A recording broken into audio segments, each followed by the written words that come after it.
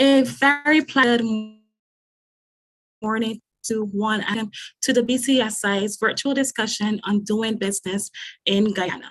This morning, I will be your moderator, and my name is Alicia Salmon. I am the Senior Project Officer at the BCSI. We do sincerely apologize for the delayed start due to some technical difficulties, but we certainly thank you for your patience, and without further delay, we will get right into this morning's session. We do have a wonderfully packed session for you with some esteemed guests, but it is not my role to welcome you. So I will, without further ado, turn over to the Executive Director at the BCSI, Michelle Smith-Weirs, to offer welcome remarks. Hello, good morning, everyone. And I want to thank you for joining us this morning. Thank you to the panel for working with us throughout the planning process, particularly Gavin and Paul, who immediately agreed to assist when the idea was brought to them. The BCSI is committed to working to strengthen the services sector in Barbados, as we believe that Barbados is a service-driven economy and that businesses in this sector are the key to our economic recovery and stability. We work daily to support our membership, which consists of both associations and individual businesses. We try to seek to open opportunities for them locally, regionally, and internationally. And we know that there's been a lot of discussion in the media and in business circles about opportunities that exist in Guyana, Suriname, and West Africa. This is the first of a series of sessions through which we will bring you the information you need from the people who are tasked with helping you to explore those opportunities, giving you the ability to ask questions and to get valuable information. After the sessions, we will continue to work with our partners to hold your hand if needed and to guide you through the process towards success. So once again, I want to thank you for joining us today, and I hope you have an active session because I know that the information that is about to be shared with you is certainly needed and valuable. So without much ado, you didn't come here to hear me. I turn it back over to you, Alicia, and I hope everyone has a good session today.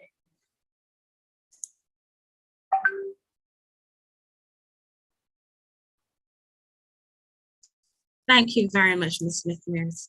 And that is certainly our hope, that persons will certainly have a really good session today, one that is informative, one that is impactful, and certainly one that allows you to see more than opportunities, but certainly be able to develop strategies, winning strategies for how you can take the information that is presented here today and really use it to advance your business and create further meaningful business for yourself.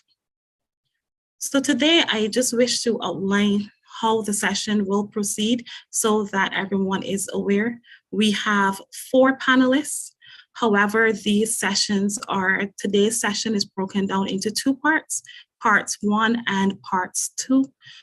Our presenter, after the presenter for part 1, Mr. Gavin Baval, is finished, we will have a brief Q&A lasting for 5 minutes. If you do pose questions during this brief Q&A segment and they have not been answered, we assure you that we will answer them in the larger Q&A segment. Following this brief Q&A, we will have a part 2 session where we will see the remaining panelists make their presentations, followed then directly after by the larger Q&A segment. We do ask that you pose any questions you may have in the chat. The chat is being monitored, and if you wish to voice your question, we do ask that coming on to the Q&A segment, you raise your hand. We are monitoring the Zoom, and you will be invited to pose your question to the panelists. We certainly ask that any questions you may have, that you reserve them to the end, either for the brief Q&A segment or for the larger Q&A segment, and we allow the presenters to present, and then we'll have all the questions at the end. We also ask that you keep your mics muted unless you are posing a question so that we don't have any disruptions to the presentations. So without further ado, I am going to introduce our first panelist, and his name is Mr. Gavin Boval. Mr. Boval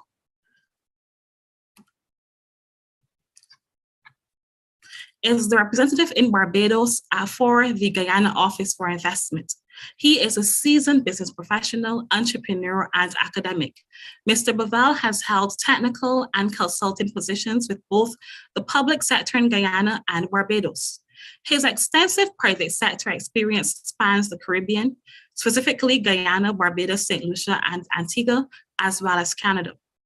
His academic training is based in economics, with his specialization being in the field of logistics and supply chain management. He currently coordinates the master's program in logistics and supply chain management at the University of the West Indies, Cave campus. As a tourism entrepreneur, he is passionate about the development of the Caribbean's small and medium-sized tourism and enterprises. This passion has led him to serve at the Barbados Entrepreneurship Tourism Association, where he currently holds the position of Vice President of the association. I present to you Mr. Boval. Good morning, Mr. Boval. Good morning, guys. Thank y'all and team and Alicia for having me.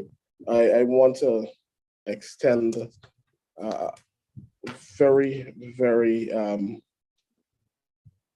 warm welcome to everyone that's joined the call, and let them know that the amount of effort that Alicia and Michelle have gone through to ensure that this information is presented to you is above and beyond.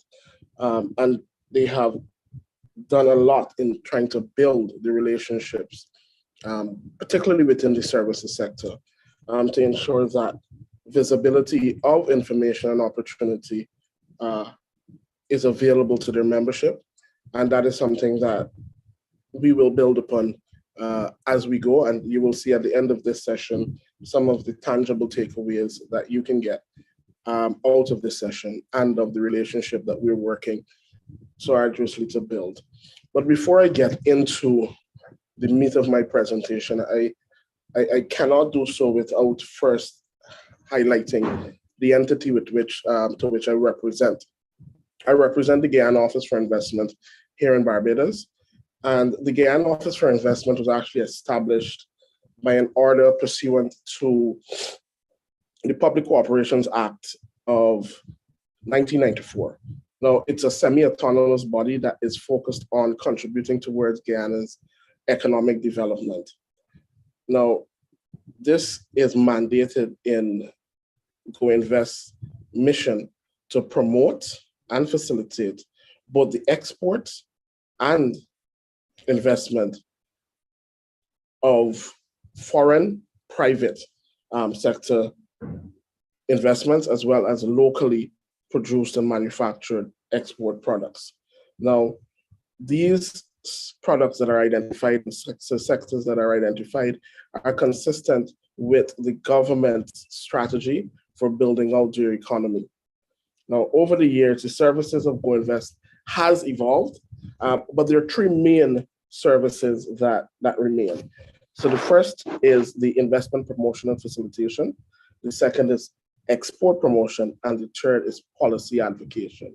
So our services cross-cut the government as well as private sector, because as you will see from some of the partners that we have involved in today's session, the relationship that we have with the private sector is a unique and a special one that ensures that the private sector is at all times supported in their initiatives in building out the economy. So that is a bit about the Guyana Office for Investment. But I want to also say that as part of maintaining a dialogue with the Guyana Office for Investment, we've actually leveraged technology to create a portal that allows interested parties, investors, as well as practitioners in the services industry to communicate directly with the Guyana Office for Investment. And this investment portal allows individuals to search and initiate exchanges with GoInvest. And it also encourages our local companies, right, to put up their projects that they would like to see funded, startups in the services industry, in the agriculture industry, in the ICT industry, and to be able to partner with potential investors as well as technical personnel. So the investment portal is intuitive and it's easy. So I will share that link through Alicia with the membership so you guys can explore that as well.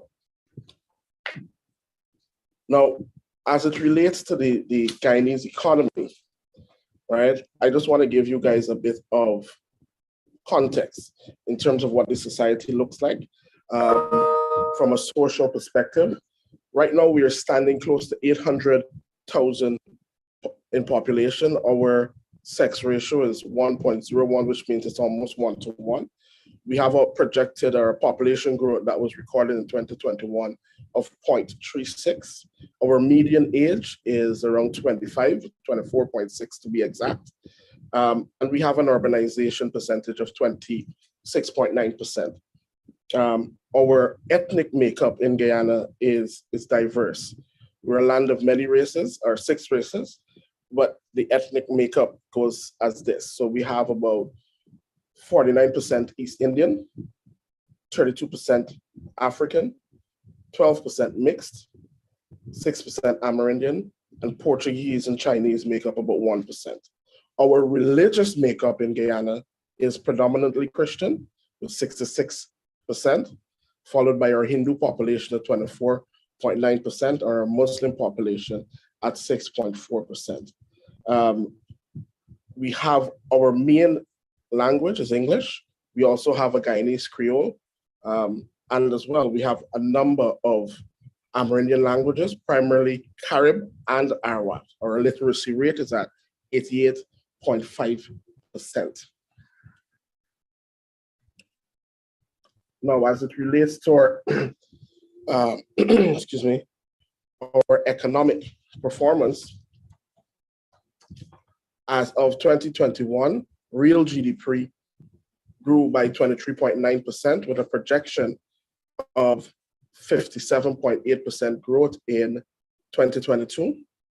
The non-oil sectors contributed 4.6 in 2021 and 7.2 in projected to contribute 7.2 in 2022.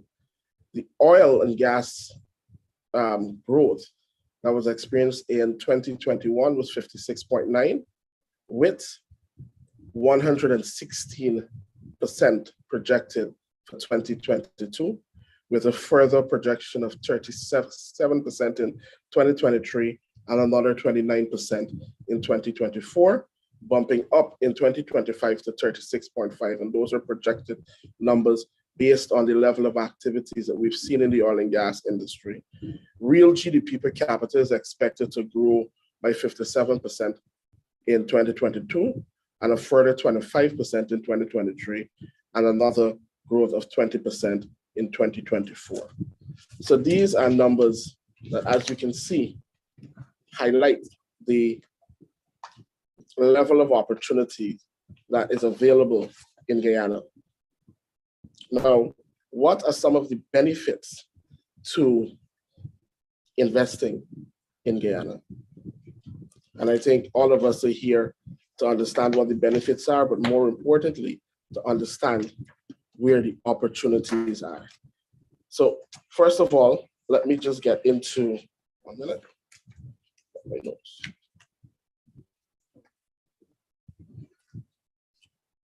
All right, so as it relates to our investment opportunities in the services sector in particular, the Go Investors developed what's known as, or what we've termed the Investment 55 Initiative. So the Investment 55 Initiative has put forward 55 of the best investment opportunities as directed by the government of Guyana. And those that apply particularly to the services industry includes teaching and education services. It includes financial services, particularly private equity and banking, insurance as well.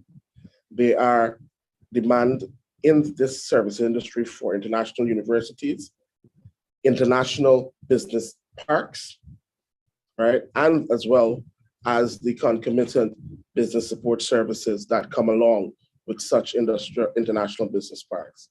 In terms of infrastructure within the infrastructure services within the service industry, sanitation services, sanitation infrastructure services have been identified, particularly in the area of wastewater treatment, in terms of ensuring that the adequate supply of fresh water is available. Although we're the land of many waters, there's still much room for development in this area. In terms of another area of that has been identified is an area of importance to the agriculture sector, which is our cold storage for export and our cold chain services. And this ties in with another area, which is the logistics and supply chain support services that are needed to build out that agriculture sector as well. Air cargo has been identified as a potential opportunity within the services sector. Large-scale conferencing facilities, because of the magnitude of and the influx of economic activities that will be happening. This is a particular area of interest, and it's an area that Barbados has been strong in. So I think it's one that should be really looked at. We have the need for recycling plants. We have the need for marina and entertainment facilities, cruise ship terminals. And then we're going into tourism there. And those are some of the services. ICT services in particular present another opportunity. There is the need for the expansion of call centers and BDO operations, data centers, and particularly expansion within the telecommunications services in the different regions. Now, let me just give you an overview of what the services sector currently looks like. And I will leave much of this for the president of the GMSA to give you more details. But in terms of why the services sector is so important and what are some of the competitive advantages that you would be able to benefit from coming into Guyana, is that you benefit from the comparative low cost of labor, right? Guyana has one of the lowest wage rates in the Caribbean and Central America, and the workforce is highly diversified and trainable. You have access to local inputs. Guyana has vast natural resources with abundance of local availability, and affordability is applied to these resources as well. All right. The availability of industrial park space. The government of Guyana has invested in the development of a number of industrial parks with this infrastructure available at, I wouldn't want to say, at a rate that is quite affordable. It quoted is $1 per square foot, and that is $1 Guyana dollar per square foot per annum. And there are investment concessions for individuals and companies that are seeking to utilize these industrial parks. The investment concessions that range from concessions on materials, vehicles, plant, equipment, and machinery. Right? Guyana is also in the process of transforming its economy to an international economy, and we refer to that as the internationalization of the economy. So as the economy opens up to international investors and international goods, more efficient technologies will be needed to be introduced into the economy. And this will enable the economy to expand, right? So this is an opportunity for an economy like Barbados and for in Barbados, and particularly services industry in Barbados, that have been able to leverage technology, that have been able to develop standards within certain sectors that are still young and embryonic in Guyana, to be able to transfer that knowledge and partner with individuals operating with that sector to develop the sector and this is an opportunity for growth, right? There's vast reserve capacity to improve productivity, right? As there are many industrial or infrastructural gaps within the services sector, right, which provide a lot of opportunities. Going into any economy as a commercially minded individual, you don't want to go into an area where that particular sector has already matured, where the competition is high. The services sector in Guyana presents an opportunity for the growth that gives potential investors the opportunity to see real return on investment for their capital dollars. All right. So what are some of the investment projects that the government would want to prioritize? Housing, special housing projects, real estate, services, private property development, construction and infrastructure, recreational facilities and the services associated with those. An area of particular strength to the local Barbadian economy is the gastronomy sector, particularly restaurant and catering. There's an increased demand for culinary and fine dining experiences, as well as catering services.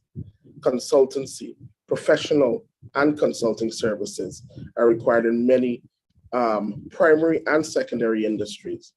And they're becoming more and more important as Guyana builds out its energy infrastructure to see the reduction in our energy costs. And that will translate to an even more robust manufacturing sector that will need support services. Education, training, and certification.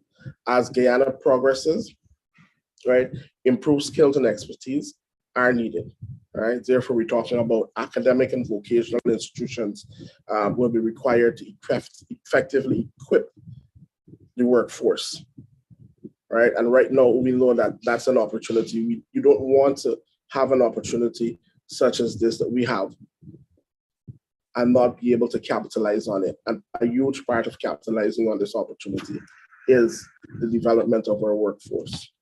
Within the finance sector, or the financial services sector, insurance services to support risk, financing and investment activity, and a lot of these new ventures that will be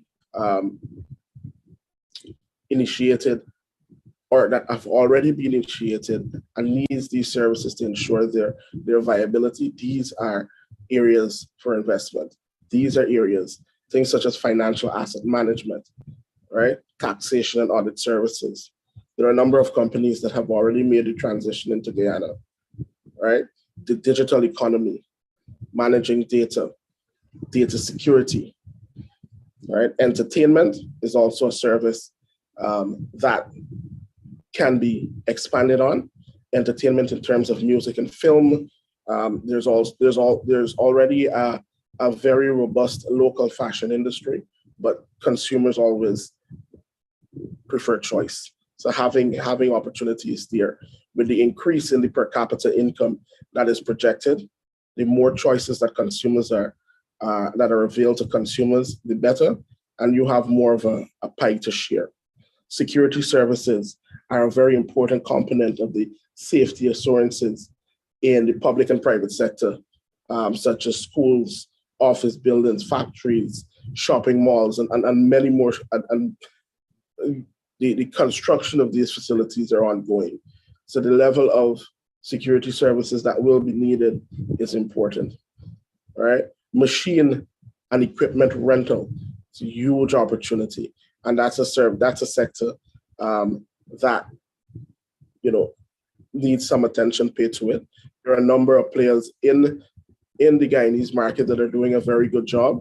And because of the growth of the construction industry, because of the growth of the economy, they will need support in order to meet the demands of the expansion that is projected over the next few years. Pharmaceutical services, retail services, transportation and logistics, medical services, private hospitals, clinics, medical universities. And then again, going back into the environmental services, waste management, environmental consultancies, and and all of these support services that are needed. It's important. One of the things that I also want to mention, and we would have touched on a lot of things, but as it relates to persons who are interested in coming, particularly to the oil and gas support services sector, it's important for you to understand that there is legislation in place that looks at local content. It is not in any way prohibiting you from engaging in the support services sector for the oil and gas industry. However, there are certain stipulations in terms of who you partner with and how you're certified as a local, certified by the local content division of the Ministry of Natural Resources. So that is a point for you to just to bear if those are some of the areas that you're looking to get into.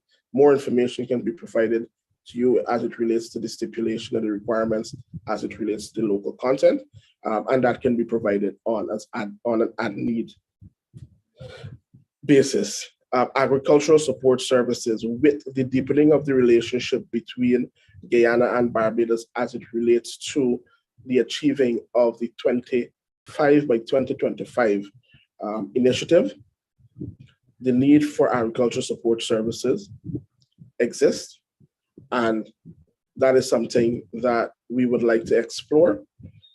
Support services for our local exports coming into the Barbados market and further afield. Those are opportunities for local businessmen who may not necessarily need to actually physically be in Guyana, but would like to operate by leveraging the lower cost of production that's available in Guyana.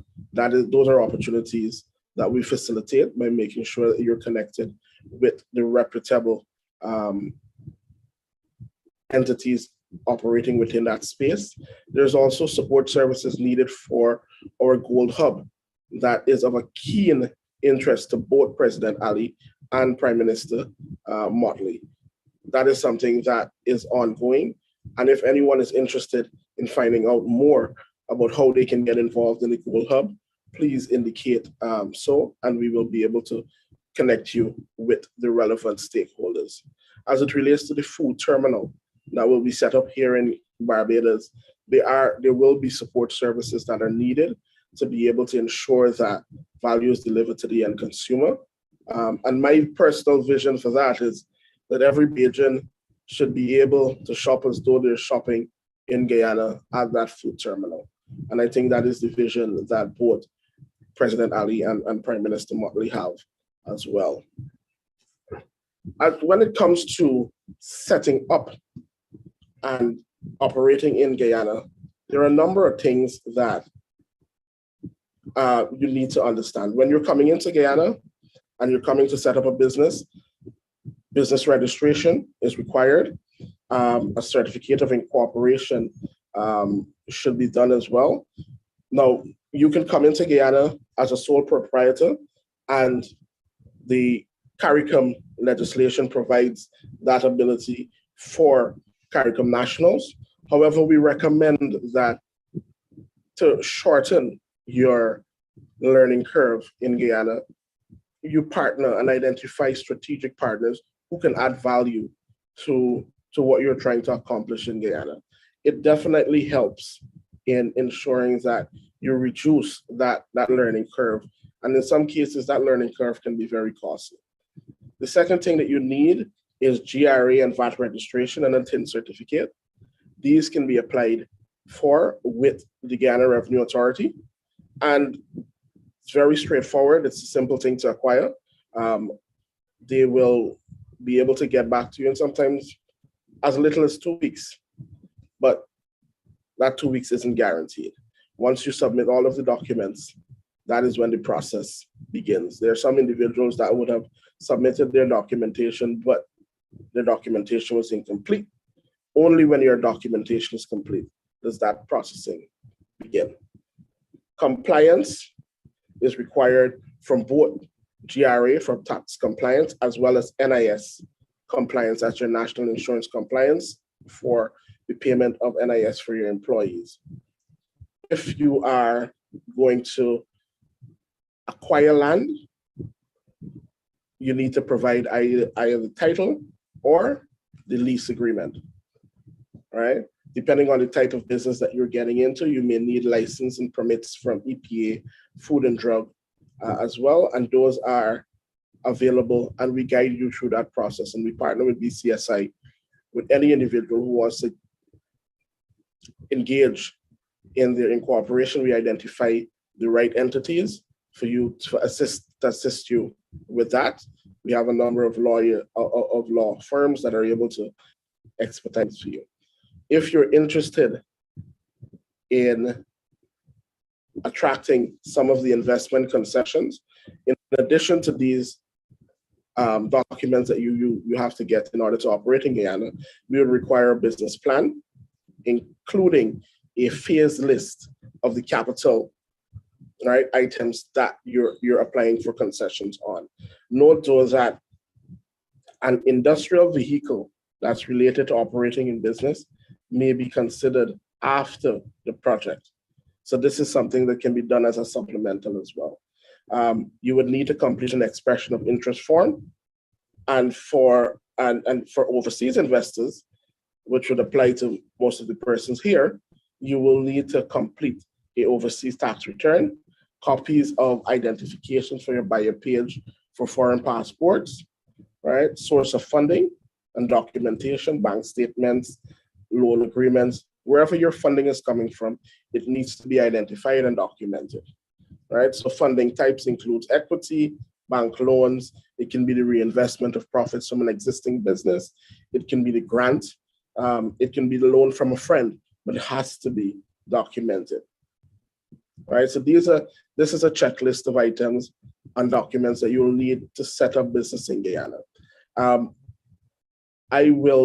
Let me just give you an overview of the services sector and how it has grown, right, over the last year, and the projection for what it will be in 2022. And I believe that the number of opportunities are expanding exponentially.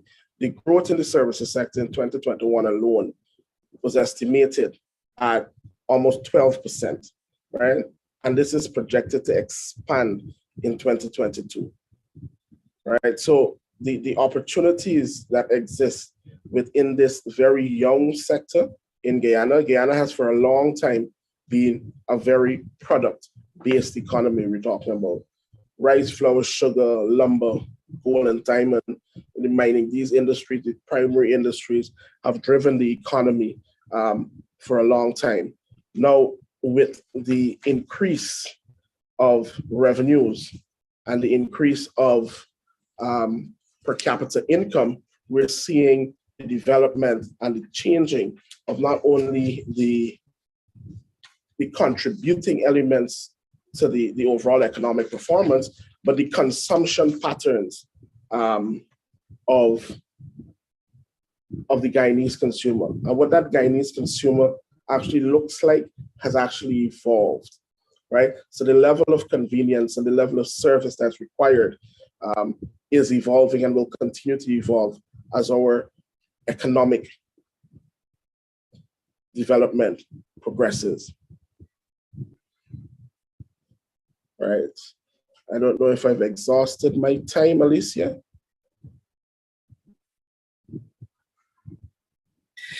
You have, but your presentation, Gavin, was certainly very critical.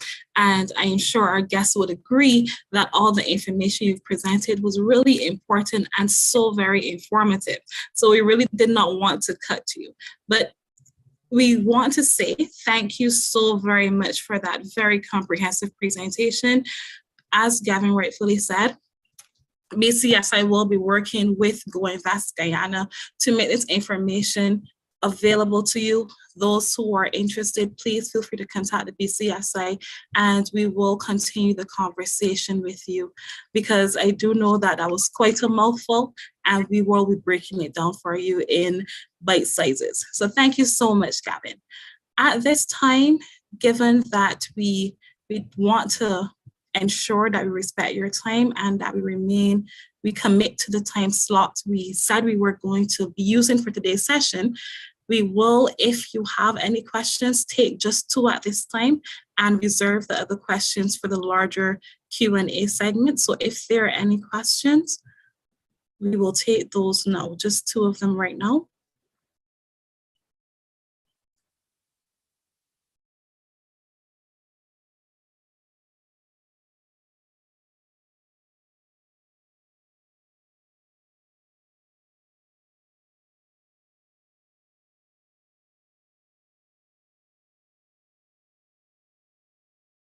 All right, so thank you. I did not get an indication that there are any questions at this time, but if you do think of any questions for Mr. Pavel towards the end, we will be happy to ask those questions. So once again, thank you very much, Mr. Pavel.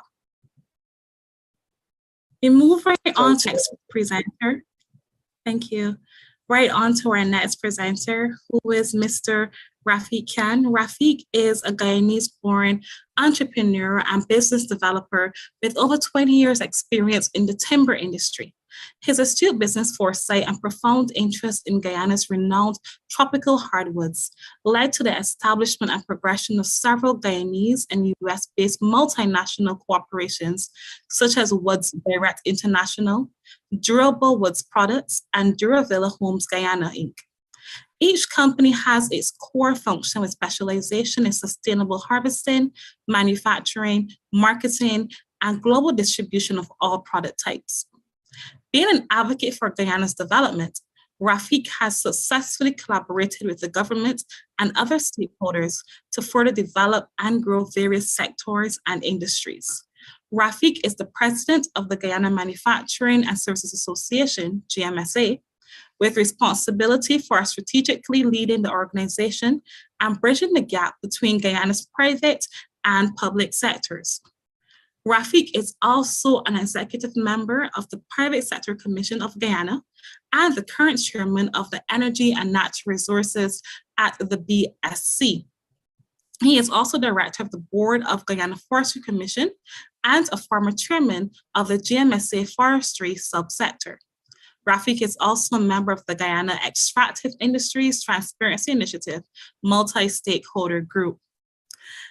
As you can hear, Mr. Khan is a very busy man and he is engaged in several areas, all leading towards the development of the sustainable and economic development of Guyana. He is more than well suited and qualified to make today's presentation. And I really do want to welcome you, Mr. Khan, and thank you for taking the time. Good morning, Mr. Khan.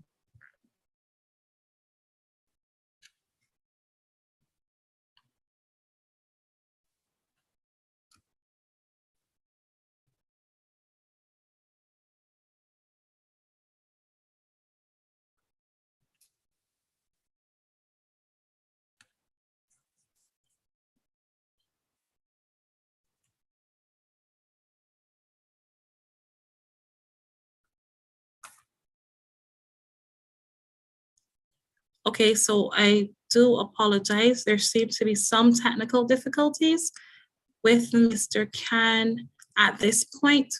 We will move on to the next presenter while our technical operator works with Mr. Khan to get him back online, and he will make his presentation after. So I do apologize for that. So at this time, we will then proceed to Mr. Sanjay Amin. Mr. Amin is a director of the BCQS International based in Barbados and is responsible for managing their offices in the Eastern Caribbean, Barbados, Trinidad and Tobago, as well as Guyana. Sanjay has over 35 years of experience providing professional valuation, cost, and project management services in the Caribbean for 25 years and 10 years in the UK on a variety of resort, commercial, and civic type projects. He specializes in fund monitoring as well as design and build type projects and advice pertaining to procurement of construction projects. He is an associate member of the Chartered Institute of Arbitrators and a member of the Expert Witness Institute in London. He has acted as an arbitrator on several matters in the Caribbean and recently acted as expert witness in the High Court of London and Dublin. Sanjay is a fellow of the Royal Institution of Chartered Surveyors and a former chairman of the Caribbean Board. He has served on the RICS Global Covering Council from August 2013 to November 2017. He also sits on the Council of the Barbados Chamber of Commerce and Industry. He is a Rotarian for over 20 years and is currently a member of the Rotary Club of Barbados. Mr. Amin, thank you very much for joining us today. And at this time, I welcome you to make your presentation. Thanks, Alicia. Morning, everyone. Gavin, thanks for that presentation. It was very informative. Do you want to just share my slides, please, Alicia? Yes. Should we go to the first one? Yeah, thanks, everyone. Yeah, I just thought, Sanjay, I think Alicia, that was a pretty long bio, but just to give you a bit of background, I'm originally from Kenya, born and bred in Kenya, lived in the UK for 20 years, and been in the Caribbean for over 25 years. So gives you an idea of how old I am. Sorry, yeah, let's go back to the slides, please. I just thought I'd give you I'm going to talk about, I'm going to give you background to what BCQS do, just so you understand what we are. And we're going to literally jump through those slides because I'm not. Okay, next slide, please. Thanks. Yeah, that's just the presentation format. We're going to talk a little bit about BCQS, and then more importantly, going to do just talk about the sort of awareness that we need and recommendations of doing business in Guyana, the positives and the challenges. And the questions will come at the end, as Alicia said earlier on. Thanks. Next. Yeah, we were established in 1969. We were around for over 50 years. That's just a few things. All this is available on our website. So next slide. Thanks, Alicia. That's just one of our projects in Colombia. Next. So we have offices in over, well, I'll explain that too. So the services we offer, cost management, which a lot of us know is quantity surveying, project management, construction management, facilities management, and valuations and appraisals. Thanks. Next. I'm just running through these because I think we're short on time and I have a sort of 10-minute slot. Yeah, that's just some of the ancillary services, the developers representation, monitoring, expert witness, forensic audits, loan monitoring, insurance claims, etc. Thank you. That's just, yeah, it's not very clear, but that's just an indication of where we are. We have 12 offices in the region, including in Colombia and of course, Guyana. Yeah, that's just all the countries that we've actually provided services in the Caribbean region. I think we've covered majority of them. The only ones we haven't really extensively worked on are the French-speaking islands. Okay, so on to the real thing. So doing business in Guyana, we sort of registered ourselves in 2019. We have been providing services remotely, the services we talked about remotely before that, but we formally registered ourselves in 2019. And so I'm just going to take you through some of the things that we went through. The key takeaways really is very important that you have reputable attorneys or lawyers to register your company. Next thing is, you will need good accountants for the reasons that I'll talk in a little while down the line. Work permits will be required by Bajans unless you have the CSME qualifications. So that's something that everyone needs to be aware of, and it's not very challenging. It's not. They're fairly accommodating there. I think Gavin touched on this, that you do need to be familiar with the local content law if you are going to work in the oil and if you are going to be providing services to the oil and gas industry. The other thing, well, so the things that we had to go through, again, I'm just giving you our experience, is important that once you are set up, is that you register with the Guyana Revenue Authority and acquire a TIN number for the company, and that's no different to what we do here in Barbados. Register with Guyana NIS, same thing as here as well, and you need an NIS number for the company. You do have to do monthly PAYE NIS returns, again, very similar to what we have here. Monthly VAT returns as well. VAT is at 14% there. We're a bit higher here in Barbados.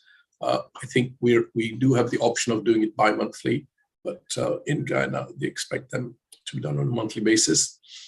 You also need to be aware that there is a withholding tax for non-Guyanese owned companies. And this is almost like an advance payment for the corporation tax. But if you are operating as a non-Guyanese company, there will be suppliers or your clients would hold back 10% withholding tax. And of course, banking requirements important. We had to set up our banks, and they're very stringent, just like here, no different to anywhere else globally, actually. That you would have to make sure that all your documentation is sound. So that's just awareness of what you need to do, what needs to be done for doing business in Guyana. So thanks, Alicia. Next slide, please. So I thought I'd just share some positives here. Great, welcoming and hospitable people. I think I really enjoy. I probably go to Guyana once a month. I'd like to go more often, but find it a very hospitable place and very hospitable people. There is rapid growth in the economy due to the oil and gas discovery, so that's a positive for everyone. I think Gavin touched on the lower labor cost than Barbados, so good educated English-speaking workforce, that's a plus. We've worked in South America and Brazil, and that was quite challenging for English-speaking people, unless you speak Spanish or Portuguese. There is a demand for professionals there, so that's important. I think a lot of the focus in this particular chat is on manufacturing and other sectors, but there is certainly a demand for professionals there, so that's a positive for us. Opportunities for investment in diverse industries. Again, Gavin touched on that or spoke about that as well. So there are opportunities for investment in Guyana. There is demand for quality real estate, and you may or may not be aware, there's lots of hotels in the pipeline, office buildings, land values have gone up certainly in Georgetown and the environs around there. So there is demand for quality real estate. There's good private schools for families, so that's not such a big challenge. And the public, it's not public, but there is reliable transportation if you need to use the public what we would call ZRs. So that's the positives there. The challenges are there's a shortage of Class A office space, but that is being addressed at the moment. Recently, Pegasus just built a couple of towers, and I think most of that office space has been taken up. But there is a shortage of quality office space in Guyana at the moment, and that's being addressed as we speak by various developers. Residential accommodation, that's again a quality accommodation for expats is there, but it's not cheap at the moment. With all the oil and gas sector and other people coming into Guyana, there is. I'm not going to say the word shortage, but it's not easy to find very quickly. Airlift is always a challenge for all of us in the Caribbean. We're experiencing it all the time, especially this part of the world. There's just not enough flights, I think, going into Guyana right now. We have Inter-Caribbean from Barbados going to Tamari, and then we have Caribbean Airlines going to Ogle, which is much more convenient for anybody going to Georgetown. But yeah, they're so very frequently, they're very full. So we do have a problem with airlift between us and Guyana, and hopefully in the next 6 to 12 months, that'll be addressed. I just talked about, going to Tamari Airport. The distance isn't very long, but it does take a long time to get there. And again, I think they're building a highway. They're in the process of building a highway there. But yeah, and the travel distances are just not. It's not like Barbados, where we're 166 square miles. It's a big country. It's a big country. So getting from Georgetown to Berbice can take a few hours there. So the other challenges is credit and payment facilities. That's one that my accountant actually asked me to add to that. And it's more just payment facilities. You do need, it's unlike Barbados. People don't just readily accept checks unless they know you. So it takes time to develop those relationships. Similarly, payment facilities with key suppliers is not straightforward. So it does take a little bit of time to be known and recognized, and unlike Barbados, where it seems to be readily accepted. The other thing, of course, is because of the demand for the various people in various sectors, sourcing local professional qualified staff is quite challenging because everyone's busy, and so it's not so easy. So that's challenges. And next slide, thanks, Alicia. That's just our regional context. And final slide just says, thank you. Thanks, Alicia.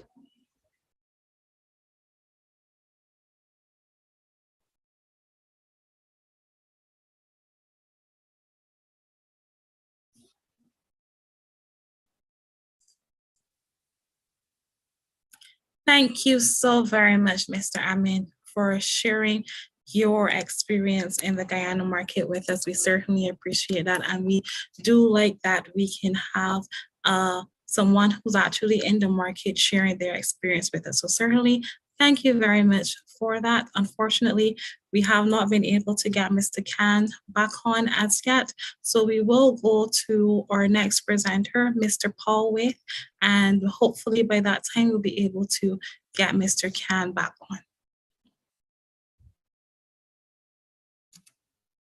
So Paul Wyeth is a qualified trade specialist and has recently been assigned to the post of Trade and Business Development Representative for Barbados in Guyana.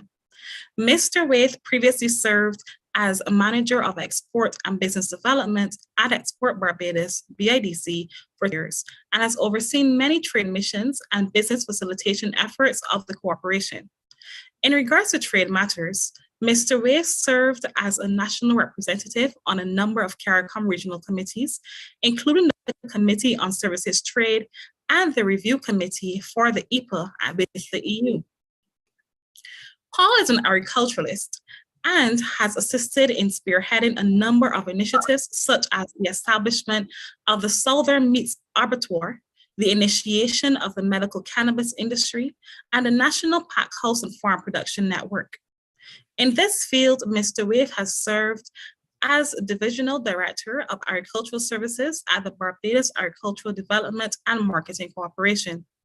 Mr. Wyeth has also served with distinction on a number of corporate boards, including the Barbados Water Authority and the Barbados Agricultural Society.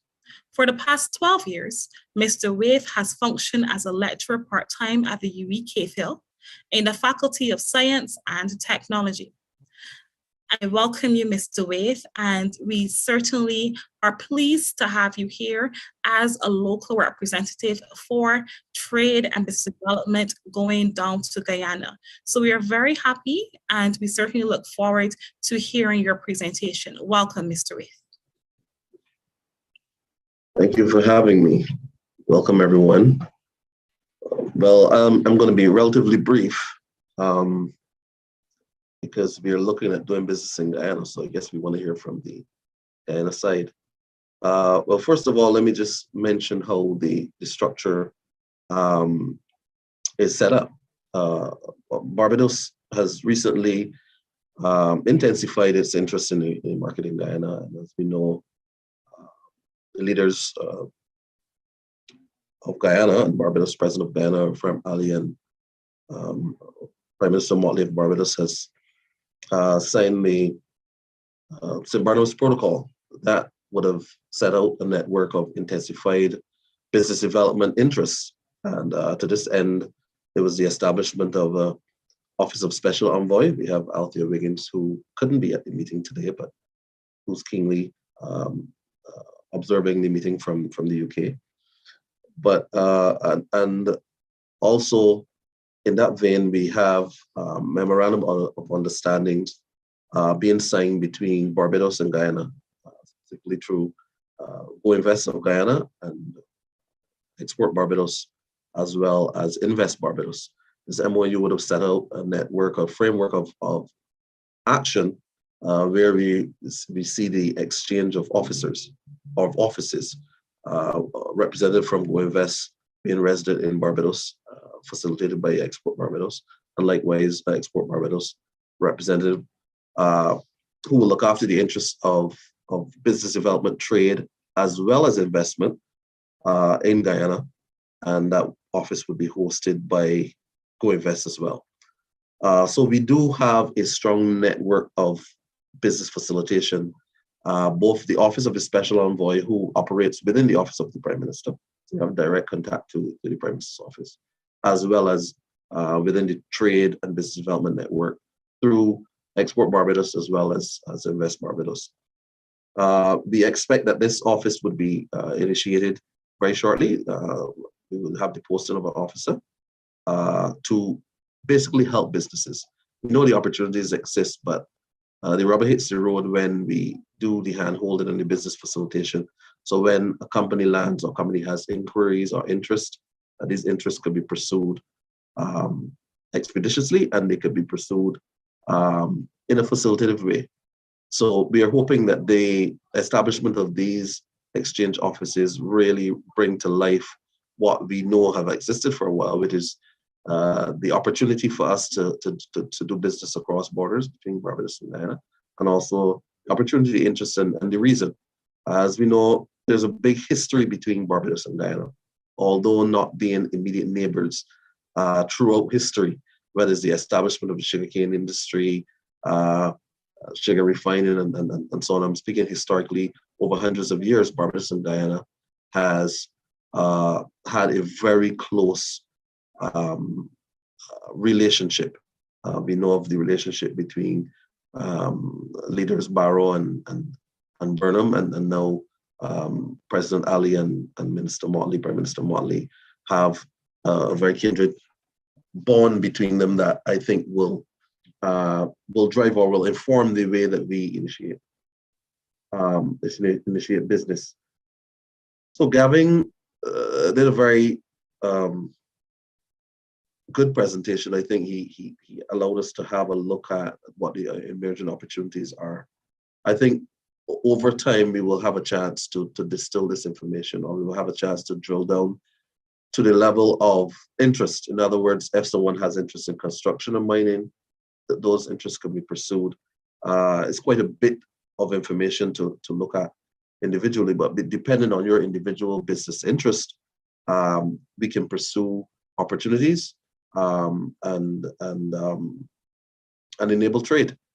The business opportunities largely lie in the oil and gas industry. What is interesting is that although the oil and gas industry is now being initiated, what I've observed in Guyana is that the economy is energized in ways that may be allied to the oil and gas industry, or may be allied to just normal prospecting. I think that if there's an energy, and just as with investment, and just as with a recession, it is a matter of confidence. I think there's tremendous business confidence because of the double-digit GDP growth that Guyana has exhibited, and they projected up to 50% GDP growth for 2022, 2023. I think that this augurs well for business. I think there's a tremendous energy.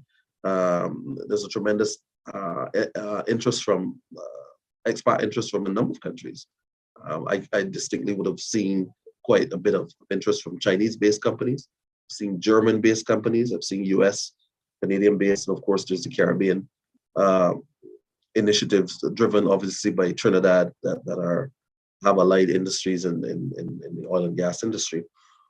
So I think Barbados has our pound of flesh. I think there are opportunities that directly align with Barbados's competitive interests and competitive advantage.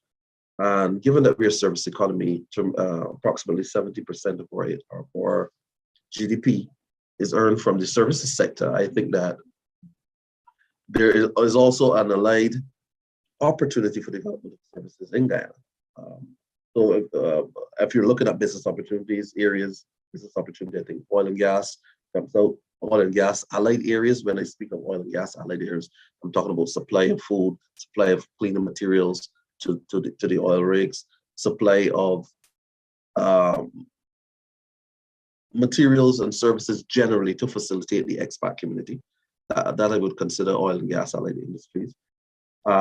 Business expansion is another area of business opportunity. When I say business expansion, I I mean from the banking to the insurance to whatever is considered business or administrative enterprise in Guyana will expand. The scope will expand, the detail, the complexity will expand. In what areas? I'm talking about ICT. So as business become more developed and more complex, information and communication technology, when you're talking about writing code, when you're talking about systems management, these will become more complex. Businesses will want to be enabled to do e-commerce and so on. Whereas servicing the basic industries like mining and forestry and agriculture, basic agricultural commodities, there might not have been the need to do so. So now these opportunities are emerging. In business expansion, there's also opportunity for hospitality. When I speak of hospitality, the physical planning and provision of services, but simple things like concierge, simple things like front desk management, office management, destination management services, various areas of specialty that we will develop over time in a mature tourist destination. I think that we have these opportunity. Gavin spoke to the whole gastronomy and the opportunity for us to develop various types of restaurants and dining experiences in Guyana as the population becomes more diverse, as the persons get benefit from greater disposable income, but also because the population is becoming diverse because of a large proportion of expatriates. Hospitality, financial services, of course, education. When I say financial services, I'm not just speaking of accountants and economists. I'm also speaking of persons in the provision of, when you talk about mutual funds, when you talk about wealth management. So the financial services area is very broad, and as the economy becomes more expanded, it creates opportunity in more diverse areas. So business expansion in Guyana, established business expansion creates opportunities in Barbados leverage. There will be emerging areas, opportunity in the area of agriculture. Whether you're talking about use of technology, agriculture, hydroponics, greenhouse technology, whether you're talking about agro-processing after post-harvest type of engagement, there are opportunities that will emerge.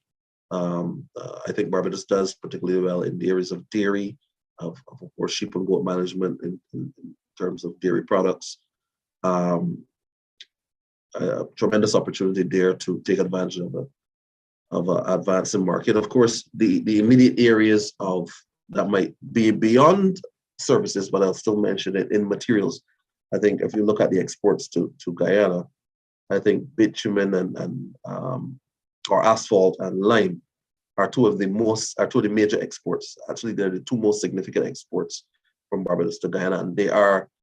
We had discussions with President Ali in October of last year, and those were two identified areas of immediate opportunity. I think if we were to multiply our current production by a factor of 5 or 10, we still could not meet the market that exists in Guyana. So tremendous opportunity there for those materials export from Barbados, and of course, allied areas.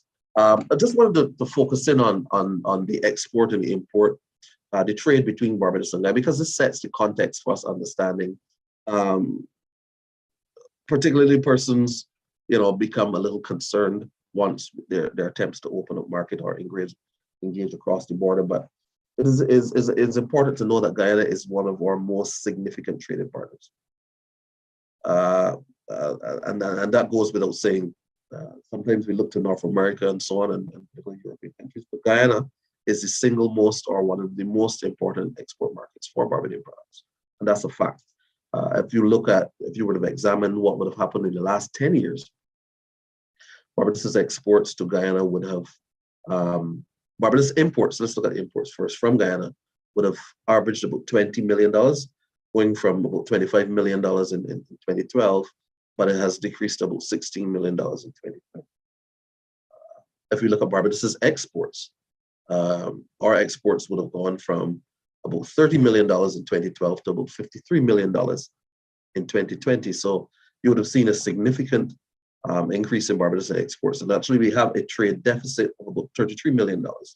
In 2018, which was, if we use as a base year for the last and the uninterrupted trade flow, we would have seen about $20 million of imports from the Guyana market and $53 million of exports from Barbados to Guyana, giving a deficit of about $33,146,000. So it is a significant trading partner for us, but it's a significant market for which we have taken advantage, particularly in the area of goods. Must mention of that $33 million of deficit, trade deficit, Barbados having an advantage in the Guyanese market for product exports. But $1.24 million of that was re-exports. So we're talking about car parts and pharmaceuticals that would have been imported to Barbados and re-exported, and not specifically domestic exports. But notwithstanding our performance in the export of goods and the opportunity for multiplying this by a factor of about 5, because being conservative, the expansion, the opportunity for services exports is exponential. Because Barbados has been a mature tourism destination and has been a cosmopolitan society, I think we have developed, maybe not knowing to us, advantages or competitive advantages in several areas.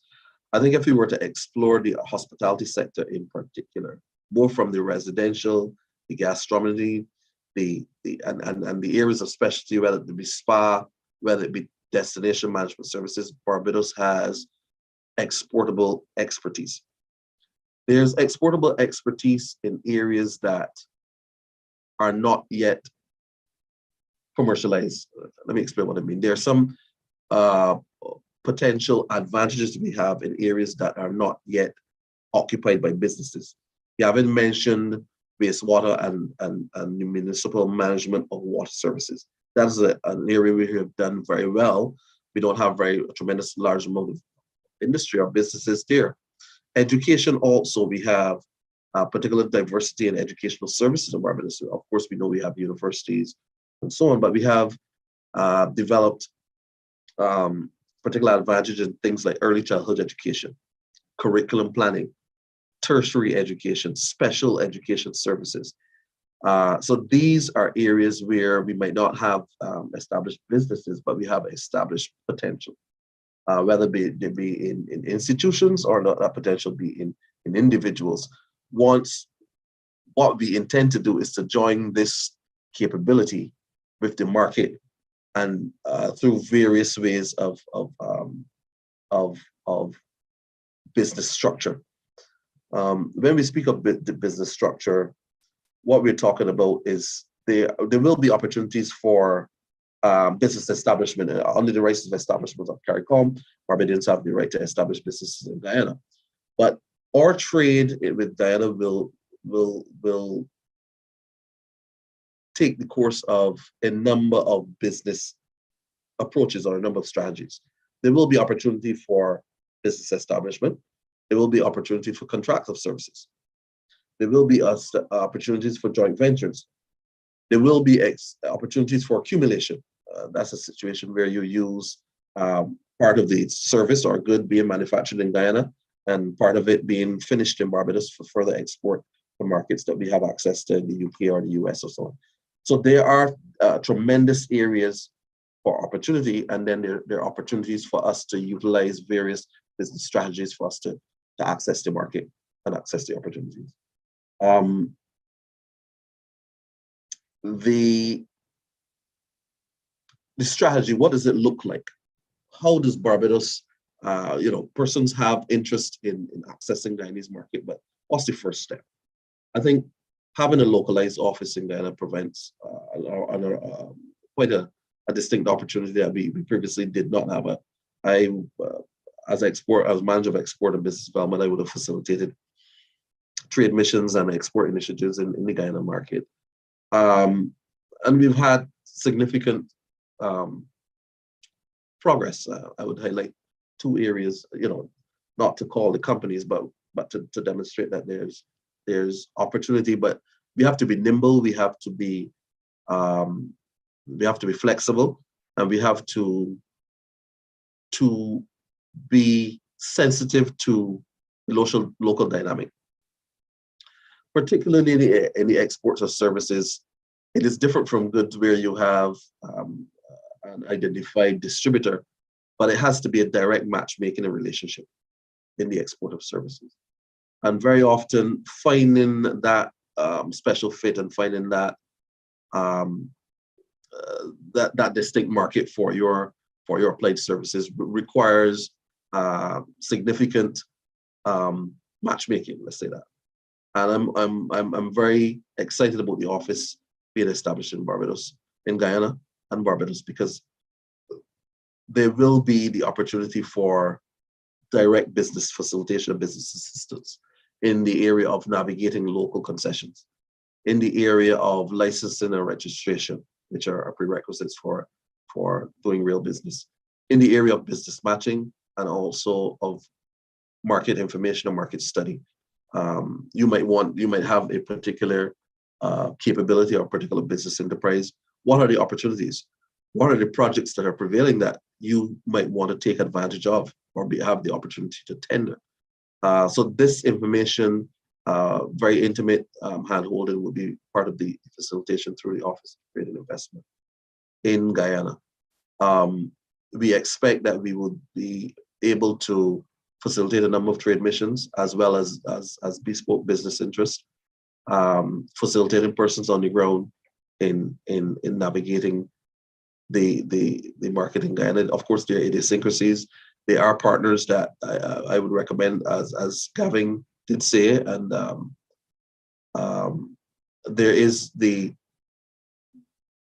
requirement for local content in various industries, and we have to be able to navigate that, and we have to be conscious of that.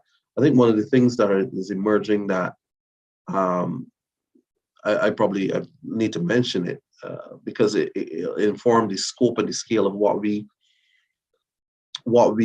aim to do in Guyana in the coming months would be the Silica City. Now, Georgetown is sandwiched between the Demerara River and the seawall, and it's a particularly congested corridor now. And the government of Guyana has taken the decision to move the major city a little inward. If you're familiar with the area around CARICOM Secretariat. So they're constructing an entirely new city called Silica City, of course, outfitted with golf courses and running paths and commercial districts and residential, with all the municipal services, sewage, water, electricity, and so on. This presents immediate opportunity for services, for goods, and also for investment, for persons to invest in purchasing of land, buildings, and partaking in collaborative way with local Guyanese companies to provide goods and services to the market. Obviously, that will be much expanded to initiate this massive project. So going forward, it will be an area that we would provide additional information on in terms of the timing and so on, the tendering and what are the opportunities that exist. But I think that in the near future, it presents a tremendous opportunity for Barbados to engage in Guyana, at a particular juncture that can then expand. So without going into much further detail, I would say that we invite your engagement. We look forward to your questions, and we will be providing information and market intelligence as we go forward regarding the areas that are emerging and the opportunities that exist. I did learn from my last trip to Guyana that there are several opportunities that particularly US companies and many international companies are tendering for, that Barbados has not positioned to be informed of. And I'm speaking about construction products, construction projects specifically, and knowledge of this and intimate engagement with the players, whether it be governmental or individual businesses, would present opportunities for us. Let me give you an example of what I meant when I spoke about business expansion. We facilitated a Barbados client to enter the Guyana market through a trade mission by Export Barbados a few years ago. And what they did was interesting, and what they did was kind of symptomatic of what business expansion means. They were able to engage with a contract with a local bank And what the local bank wanted to do is to have an audit of their operations and also have recommendations, qualified recommendations for how they would expand and become more complex, whether you have internal auditors. So you're moving from just a teller and basic services. As you expand, you will offer various financial products or financial structures to the public, and you would want to become more sophisticated in doing so. And of course, as you engage online banking and engagement with a lot more of foreign banks, you will want to become more complex in your banking infrastructure, your setup. So the Barbadian company was engaged in doing so. And what that said to me is that as the market becomes more sophisticated, more cosmopolitan complex, it presents opportunities that didn't exist 5 years ago. We also facilitated a company that helped create the infrastructure for the emerging telecommunications industry and ministry in Guyana. Guyana recently established, I think in 2017, Ministry of Telecommunications, and of course the regulations and all of the recommendations and consultancy that goes into that very complex. The ministry, a Barbadian company, would have subcontracted to do that. So there are opportunities. It's just a matter of doing the business matching, providing the intelligence, and having conscientious business persons on this side be prepared to be navigated through what the opportunities provide. So hopefully, with the use of the Office of Special Envoy of the Prime Minister's Office, as well as the utilization of the Office of Trade and Investment facilitated by Go and Invest, we really hope to intensify business facilitation and trade, particularly in the area of services for Guyana. And Gavin and Michelle and I would have discussed several areas, whether you're speaking about the spa and the health services industries, whether you're speaking about health and allied industries, whether from oral care to skin care to medical specialties. And what is interesting in Guyana that doesn't exist in Barbados is that you have this spatial separation of the country into many distinct market opportunities. Because Linden is quite a distance away from Georgetown, and because Lethem is 2 3/4 hours by air and 12 hours by traveling to the jungle by car away, it is a Guyanese market, but it represents a distinct market opportunity because of its geographical location, but also as Lethem, for instance, is developed and as the road connecting to Georgetown is established, which is eminent, that's soon to be completed. That opens up markets in Brazil, in the north of Brazil, that can be serviced through that particular portal. And the type of business that is the kind of business opportunity that exists in Lethem as a far out region, for instance, might not exist in the cosmopolitan, in the corridor of Georgetown. So I think the spatial location or separation of geographical distinct settlements in there or areas present tremendous opportunities, albeit different regarding the various regions. Particularly in Lethem, if I want to speak about that, for instance, particularly in Lethem, we saw German businesses and Chinese businesses being set up. Most of the hotels, new establishment hotels, several of them are Chinese owned and so on. So there are tremendous opportunities for development. I should mention to you that we had significant Barbadian interest in development of Lethem, which is significantly different from Georgetown. Kiffin Simpson had established a farm in Lethem, and it was about 33,000 acres, and he was producing product for sale to the northern Brazil market. As we know, Chris Kiffin is a quite astute businessman and has led many areas with particular success. But this demonstrates that a Barbadian company can establish in there and take advantage of market opportunities and be part of a dynamic and emerging sector. Of course, with specific and well-structured advice. So we're hoping that the Office of Trade and Investment in Guyana and our new MOU and collaboration in this vein can provide assistance to you. Look forward to your questions and continue to facilitate you as we go forward. Thank you. Thank you very much, Mr. Ray, for that very informative presentation. We certainly are, I'm sure the business persons here will have several questions for you, as I'm sure they're very delighted to know that there is a reciprocal virgin going down to Guyana to facilitate and to enable trade facilitation in Guyana as we seek to increase our business opportunities there. Similarly, Mr. Boval is here in Barbados doing a similar role for our Guyanese colleagues. So we're very pleased and excited to see what will happen as we really take the initiative seriously to facilitate trade between the two countries. So thank you very much. Without further ado, we are pleased to let you know that Mr. Khan is back. We again apologize for the technical difficulty, but we really do want to welcome him at this time.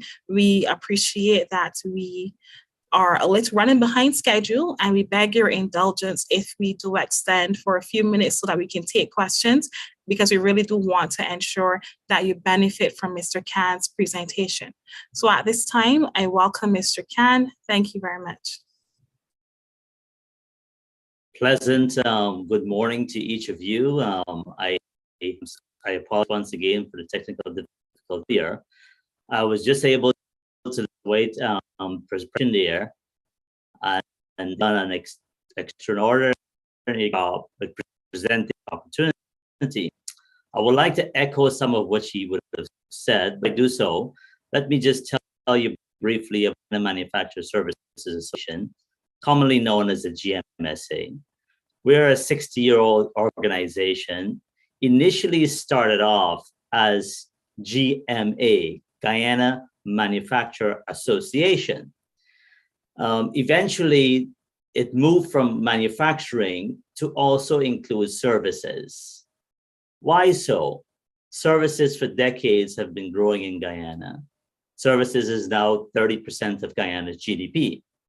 Comparatively, comparing to Barbados, which is 70%, but I have to tell you that 30% is an enormous amount for Guyana's economy. However, that 30% is skewed more towards perhaps tourism over the last few decades. As we go into our discussions and as you come to Guyana and preparing for your business-to-business engagement, I just want to give you some pointers and perhaps some words of wisdom as you into or prepare to invest in Guyana. And hopefully the GMSA could facilitate some of your connection, networking, and so on.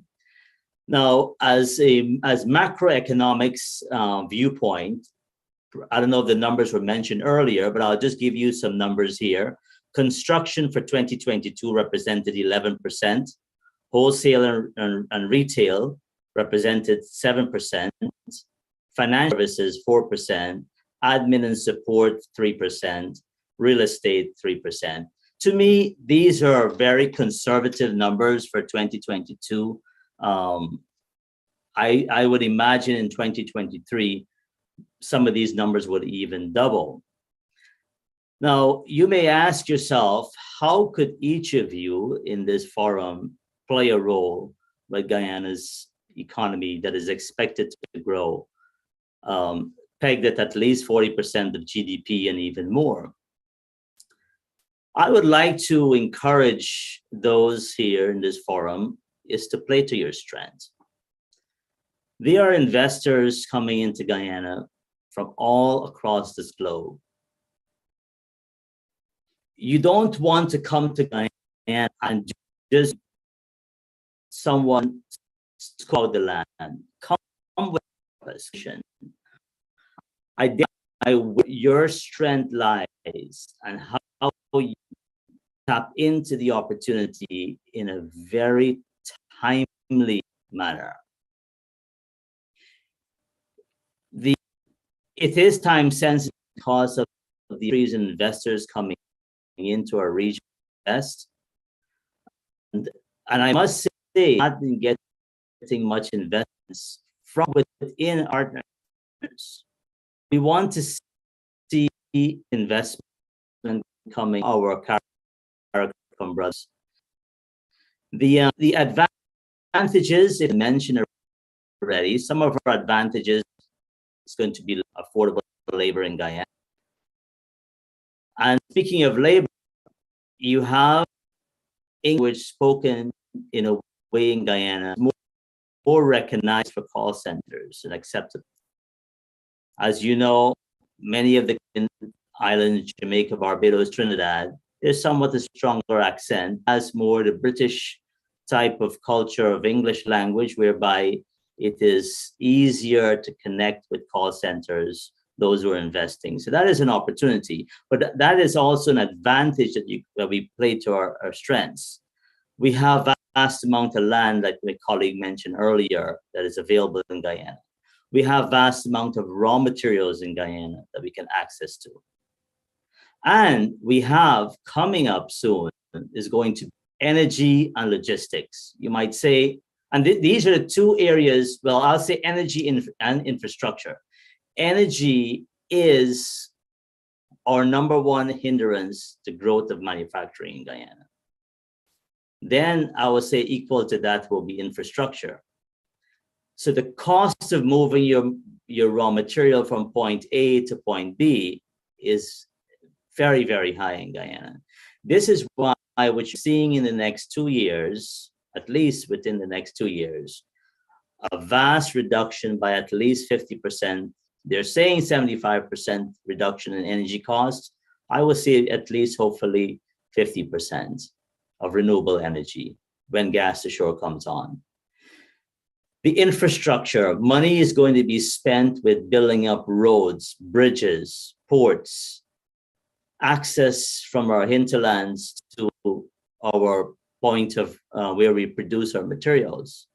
Why am I telling you that? This forum is not the manufacturing forum, but it's a services forum. However, every area of manufacturing requires services. My personal business is in the manufacturing of timber-related products, but I tell my staff all the time, I don't sell timber, I sell a service. Services is what distinguishes, what separates each of the manufacturers, separates them from their competition. If you can offer a good service, you're ahead of the game. So my hope is that those of you in this forum, those of you who are at its advantage in areas of providing a good service, whether it's technical service, information technology, whether it's coaching, whether it's consultancy, whether it's financial services, it doesn't matter. Guyana has an opportunity in every area of development when it comes to services. I want to focus a little bit more in the area of services because this is where I think, hopefully, you can help complement Guyana, strengthen Guyana, because everywhere we go, we find lack of services, lack of customer service, lack of friendly service, lack of hospitality. I'm not here to put down our country. However, in order for us to access the export market, increase tourism, increase trade, we've got to produce a quality product and deliver a quality service. It goes hand in hand. Perhaps you've heard it said, there are 3 things you can offer in order to be competitive. Well, in order to be at an advantage will be price, service, and quality. So service is a great part of that, and that's where you can help offer us today. I also try to determine and identify what are the low-hanging fruits in Guyana that many of you in this room, in this forum, could consider either investing, either diversifying, or either building capacity. And as I go through the list, it is long, it is invest. Why is that? I'm trying to identify what are the key opportunities, and I have to say it's across the board in every sector of our economy. I think earlier mentioned the oil and gas. Yes, the oil sector brings a vast array of opportunities. But I would like to encourage you to focus your energy as well in the non-traditional sectors, the non-oil sectors, because you'll find that those are the sectors, the traditional sectors, where Guyana is going at this most. The agricultural sector, the housing, the processing sector, manufacturing sector in area. We have for too long been a primary producer focused on raw material from mining, all of these resources are now oil and gas. We have not been refining and producing, converting these raw material into finished products. As we do so, services be offered, services for skills, training, customer service, financial services, and so on and so on. Part of our manufacturing sector, services plays a key role. My 10 minutes allocated, I couldn't really zero in and tell what are the specific. But as you prepare to come to Ghana, as you prepare to meet our members of the GMS support organization, you're going to find and realize that there are many immediate opportunities you can tap in before the end of the quarter of 22. Don't wait till 2023. If you have the skill set, if you have capacity, if you want to transfer those capacities to Guyana and benefit from it, get ready and come fast. So I would like to leave with you some closing comments that as you once identify the areas of strength, help us to know what those areas are. And as you come to Guyana and seek to partner with businesses, understand that the culture in Guyana is a bit different, and perhaps similar in Barbados. But Guyanese businessmen and women are very reluctant to partnership. They're very reluctant to borrowing. We have to get our brothers and sisters in Guyana to become more open to partnership, to become more open to become more open to services and ideas that you have been offering in Barbados for many years. This is why you're going to be helping to improve our hospitality industry. So bring with you some of those flavor that you have in your business across Barbados, and bring with you your capital, finances. Have frank, just put it on the table. Let companies know what you have to offer up front. You know, it is very, very important that companies know what your capacity, what your tolerance will for investment. You may not have it all to offer the businesses in Guyana. You may have some connections, you may works, you may advise. Just rely on Guyana's market share of input. Don't just rely on Guyana and market share of imports, on what you can sell to Barbados or what you can sell to Ghana. Realize the opportunity is beyond Guyana and Barbados. Collectively, Guyana and Barbados to be offering a wide array of services and products throughout the regions. Look at our imports. Look at what we are in from exports. It will shock you. It is shocking. So as you small country of Guyana, Look at opportunities for exports. Look at opportunities, how you build capacity, how you can join venture and helping a ton of money in land, in factory space. Look at investing in areas that do not have presently, and to build the capacity. We leverage what we have. We leverage our strength. We leverage our finance to go and take on the opportunities for export to the Caribbean and beyond. We have Europe, you have North America. These are countries that are looking at products and services as well. Thank you for this time, and I appreciate everyone here and looking forward to any questions that you have. Thank you.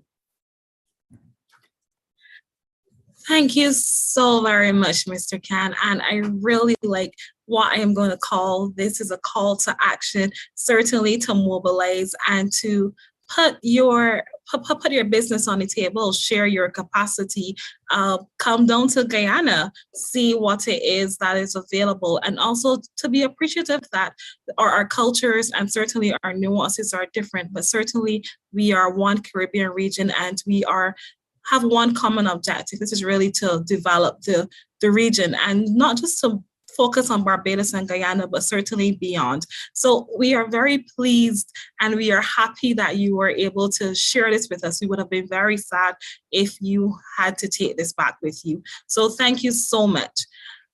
I want to give an opportunity at this time. I'm going to invite our members who are on the call still to think of your questions. We are coming up to our question and answer segment. However, we do have with us today Miss Kibian Chester Hardin. She is the Senior Export Promotion Officer at Guyanese, Guyana. They have taken time to join us as well. With her is her colleague, Miss Liana Demond, the Senior Investment Officer at Guyanese, Guyana. They are here and you could also ask them any questions you may have. But I would want to give Kibian just 2 minutes to greet you and to share any additional information she may so wish to share. Kibian?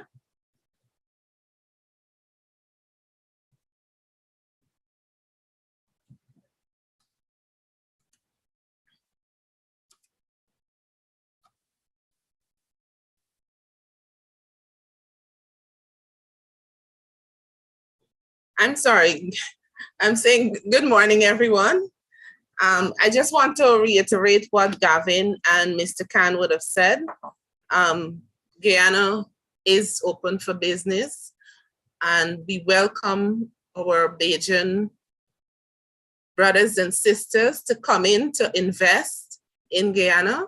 According to the St. Barnabas Accord, as you know, we have been working together for a number of years, and we will continue to do so with the establishment of the 2 offices here, the Export Barbados office here in Guyana and the Guyana Office for Investment in Barbados. We have a competent staff in Barbados, Mr. Bovell, that you would have heard from this morning, and feel free to reach out to him at any time in relation to coming into Guyana to establish your business. And when you get here in Guyana, you'll know you'll have Mr. Paul Wade to guide you through the process. That is all from my end, and I do look forward to seeing you here in Guyana.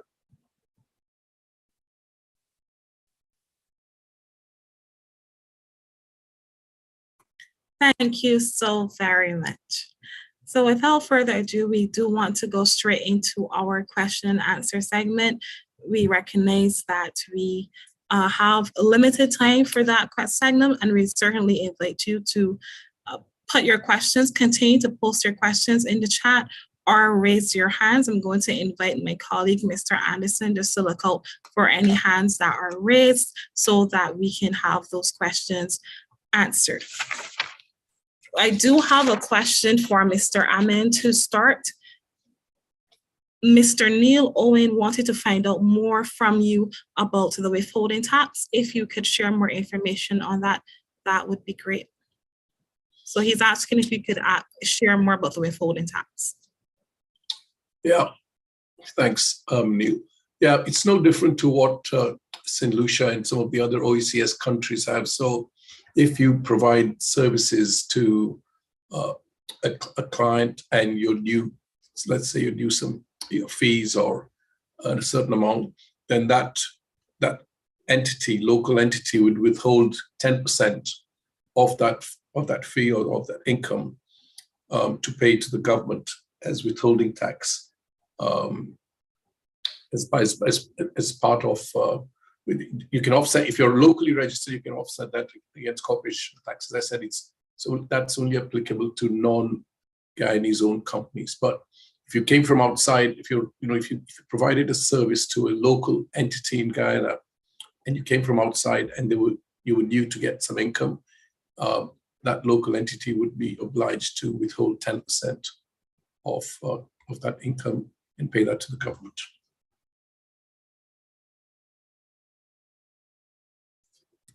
Thank you so very much, Mr. Amin. We do have another question for you.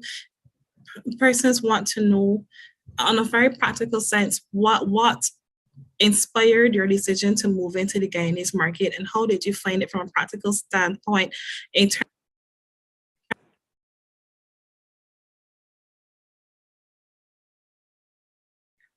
Oh, did you just freeze?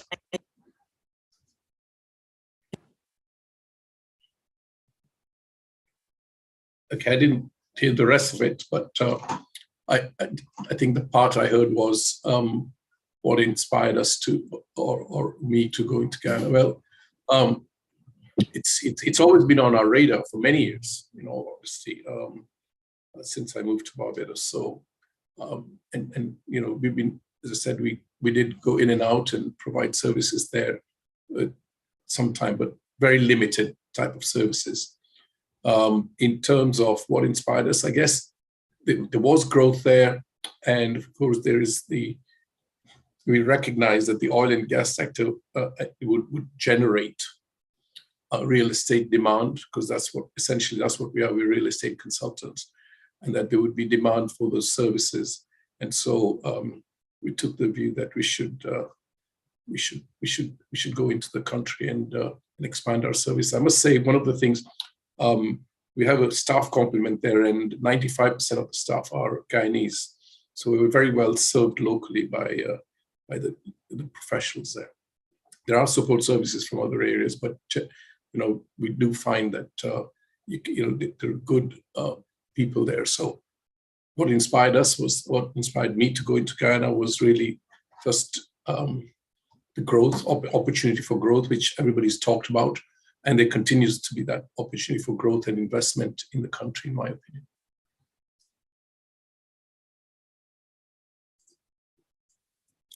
Thank you very much. Okay, we have another question.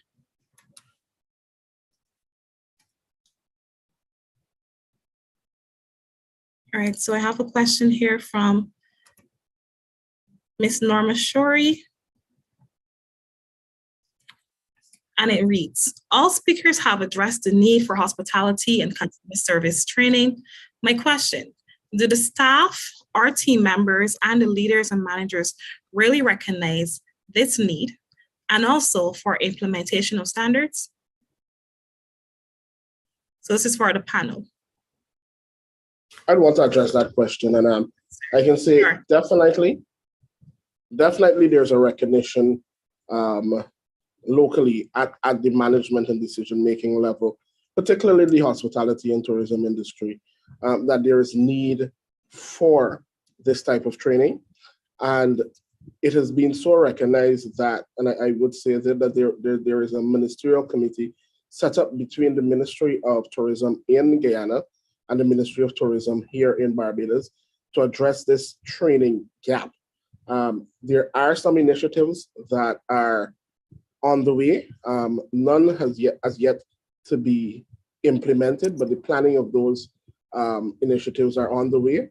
What I would say as well too is that some of the training needs that have been identified beyond this forum, and this is coming out of a discussion that I had with the new head of the Guyana Tourism Authority, goes beyond the customer service into specifics such as housekeeping,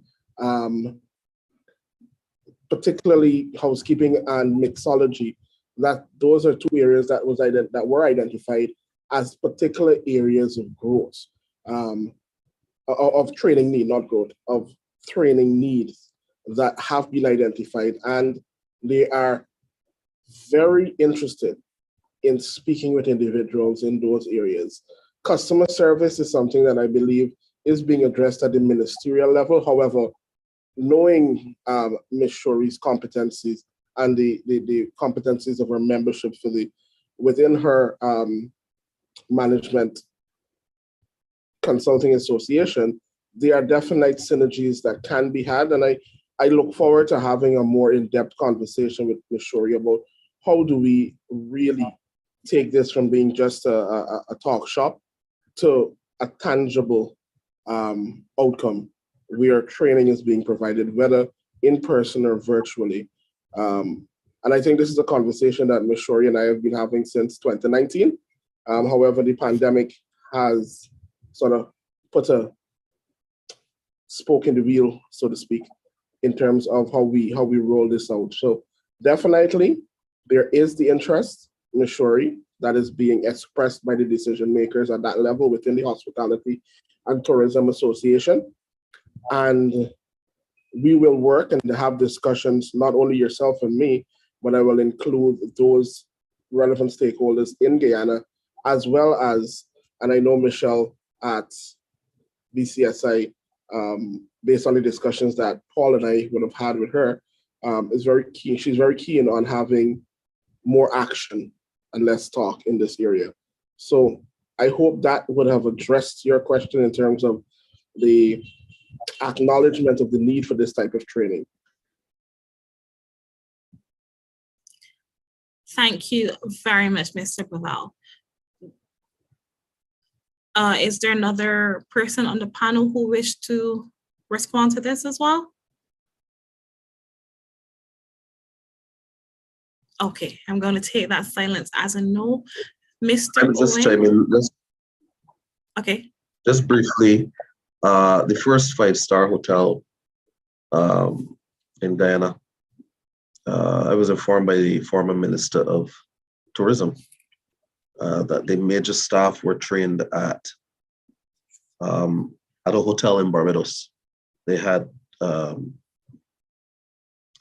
on-the-job training for the heads of for the managers of the various areas of the hotel. So there is acknowledgement that there can be collaboration with Barbados to access specialist training in hospitality.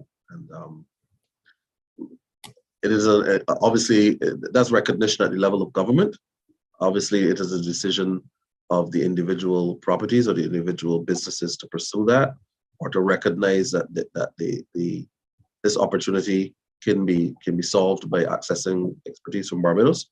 But generally, at the level of government, there is acknowledgement that there's a need and that Barbados can satisfy that. Thank you. And Mr. Waith, I'm sure when you go to Guyana, you would certainly work to facilitate Barbados being able to assist in assisting with building out that need and building the capacity necessary in that area. Was that Mr. Can? Yes, I would like to add. I would like to add to this as well. The importance of continuity, consistency is where I see the greatest lacking of services in Guyana. Take, for example, the 5-star hotel that opened, the Marriott, or our new Pegasus. These are two of our most ranking hotels, modern hotels. These hotels are now, or has been preparing their staff. And I should not be calling names of hotels, but I'm just wanting to use an example, okay? But many businesses start off with good intent. They get their training and they move to a level of offering that smile. But you will find without the consistency and the reinforcing of those training, people will go back to the norm. This is what I find is happening in Guyana. So the opportunity is going to be continuous, reinforcing what capacity you're building in Guyana when it comes to services, especially in our hospitality industry. So we want to see some of that consistency that you do offer in Barbados when you go to a hospital, when you go to a hotel, when you go to a restaurant. So thank you. So just keep that in mind. Thank you. Thank you so very much. And certainly, as Ms. Kivian mentioned, the St. Barnabas Accord for Joint Cooperation, which was signed just last year in July, we certainly will work with you, our lovely brothers and sisters in Guyana, to bring some of that consistency to your country. Mr. Owen has asked to be unmuted, so I'm going to unmute you, Mr. Owen, and I'm going to give you an opportunity to speak. Please be conscious of the time and ensure that your comments or your questions are as concise as possible. Hi, thank you very much. Just a quick one. I guess this would probably be more Mr. Amin. Mr. Owen, you're getting Guyana Institute of Architects. Is there an active? Hi, can you hear me? Hi, can you hear me? Yes, go on now. You were breaking up at first. Sorry, yeah. Is there a Guyana Institute of Architects? Is there a professional grouping of architects, like an association, etc., that's active? Just curious about.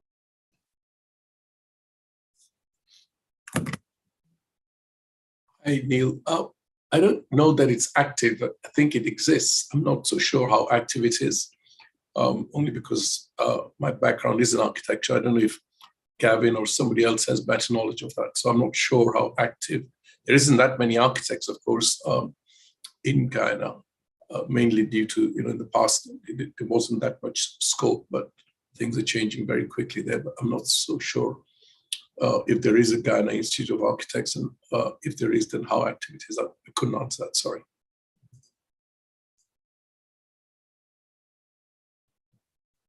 Okay, thank you so very much. We have quite a few questions, but I am going to try for us to get through them as quickly as possible, and then we're going to have to, unfortunately, maybe in about 10 minutes, put a pause on the questions, and certainly with a promise to engage you further. In the meantime, there's a question here from Miss Tiana Blaze, and she's asking, Mr. Bavel and Mr. Waif, you gave a wealth of trade data. However, given the nature and lack of data collection in the region for the services industry, she's asking, what is the data collection strategy to support market entry?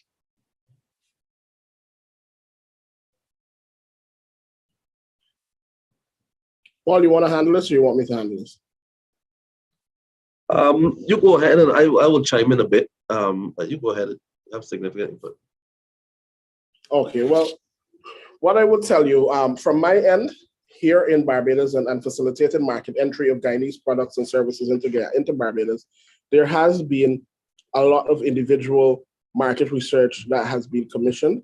The Guyana Office for Investment currently is building out our research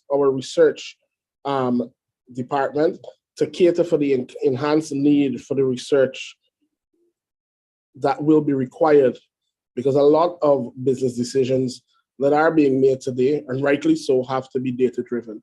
So there's a lot of trade data that will be available from the stats offices. However, as it relates to sector-specific and market-specific data, there is a gap. So there is an opportunity even for service providers with that skill set of research, of market research, to provide their resources and make it available. Let us know that the competency exists, And then we can have that discussion going forward of how we can best utilize those services. Just to say, it was just maybe about 2 weeks ago, no, last week actually, engaging in the development of a strategic partnership.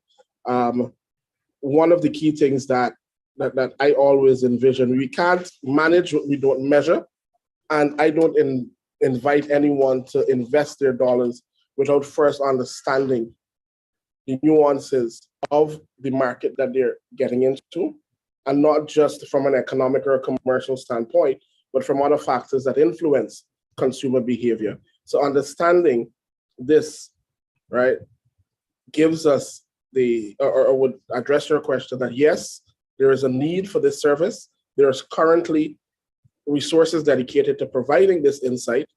However, there is much more that's needed to be done in this area. And right now it's being done on a very bespoke basis based on the needs of individual investors. However, we're building out the capacity to ensure that much more market-specific and sector-specific information is going to be available to potential investors. And this represents as well an opportunity for a service to be provided. So thank you. Paul? Okay. If we're adults about this, without measurement and data capture, we can't. Measurement and data capture informs decision making. And particularly, there's been a dearth of information in the services sector in Barbados because generally, the way in which services are conducted, goods are exported through a port, and there's declaration. And because of this declaration and process, there's data capture. If we were doing cross-border transition of services, whether it be movement of natural persons or whether persons are conducting a service over the internet, there simply is no way to capture services.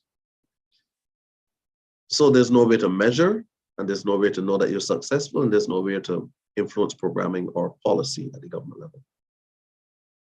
Services providers would have to be tolerant. Now, the data capture with respect to transparency in banking, international transparency requirements require reporting of funds of a particular amount, and particularly if there's a wire transfer and so on. There needs to be the maturity to get to the point where the Central Bank of Guyana and the Central Bank of Barbados go beyond the requirements for international transparency and capture data specifically with respect to, let me give an example. So I conduct a service on behalf of a company in Guyana, and they pay me $10,000 of $180,000 of the contract, and the rest is to be paid subsequently and so on. There has to be a way beyond invoice number one to capture the total amount that is to be paid and the specifics of the delivery of the services, not only for transparency for international banking requirements, but to inform our governments. And unless we have that level of maturity, guess what? There will continue to exist the dearth of information that influences our programming and decision-making. Service providers and central banks and governments between Barbados and Guyana, for instance, in this situation, can come to the point where we decide that beyond transparency, we want to provide this level of detail in the movement of monies across the border. This approach would definitely help. But of course, there has to be political and institutional will and interest to pursue this. But I see this as possibly the only way to go to have continued information to guide our services strategies. Thank you so very much for those excellent responses. We are going to jump to the next question, which asks from Mr. Randall Kamabat. What opportunities are there for persons providing educational and training services?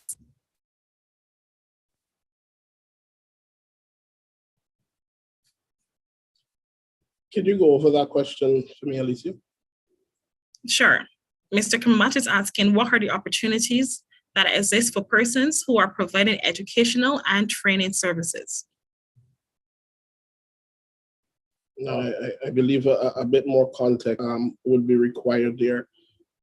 Is he looking to Okay, so provide those services go on. virtually or in person? Okay, so Mr. Kamamach, if you are still here and you want to provide a little more context, we will wait for you to do before I jump to assumptions, and we'll go on to the next question so we can get some greater clarity. What we can possibly do is maybe take it offline and schedule some time so that we don't hold up those others that have questions. But it's a very good question. So he's saying that, yes, it is. He's saying that it could be a hybrid approach. Sure, Mr. Can, go ahead.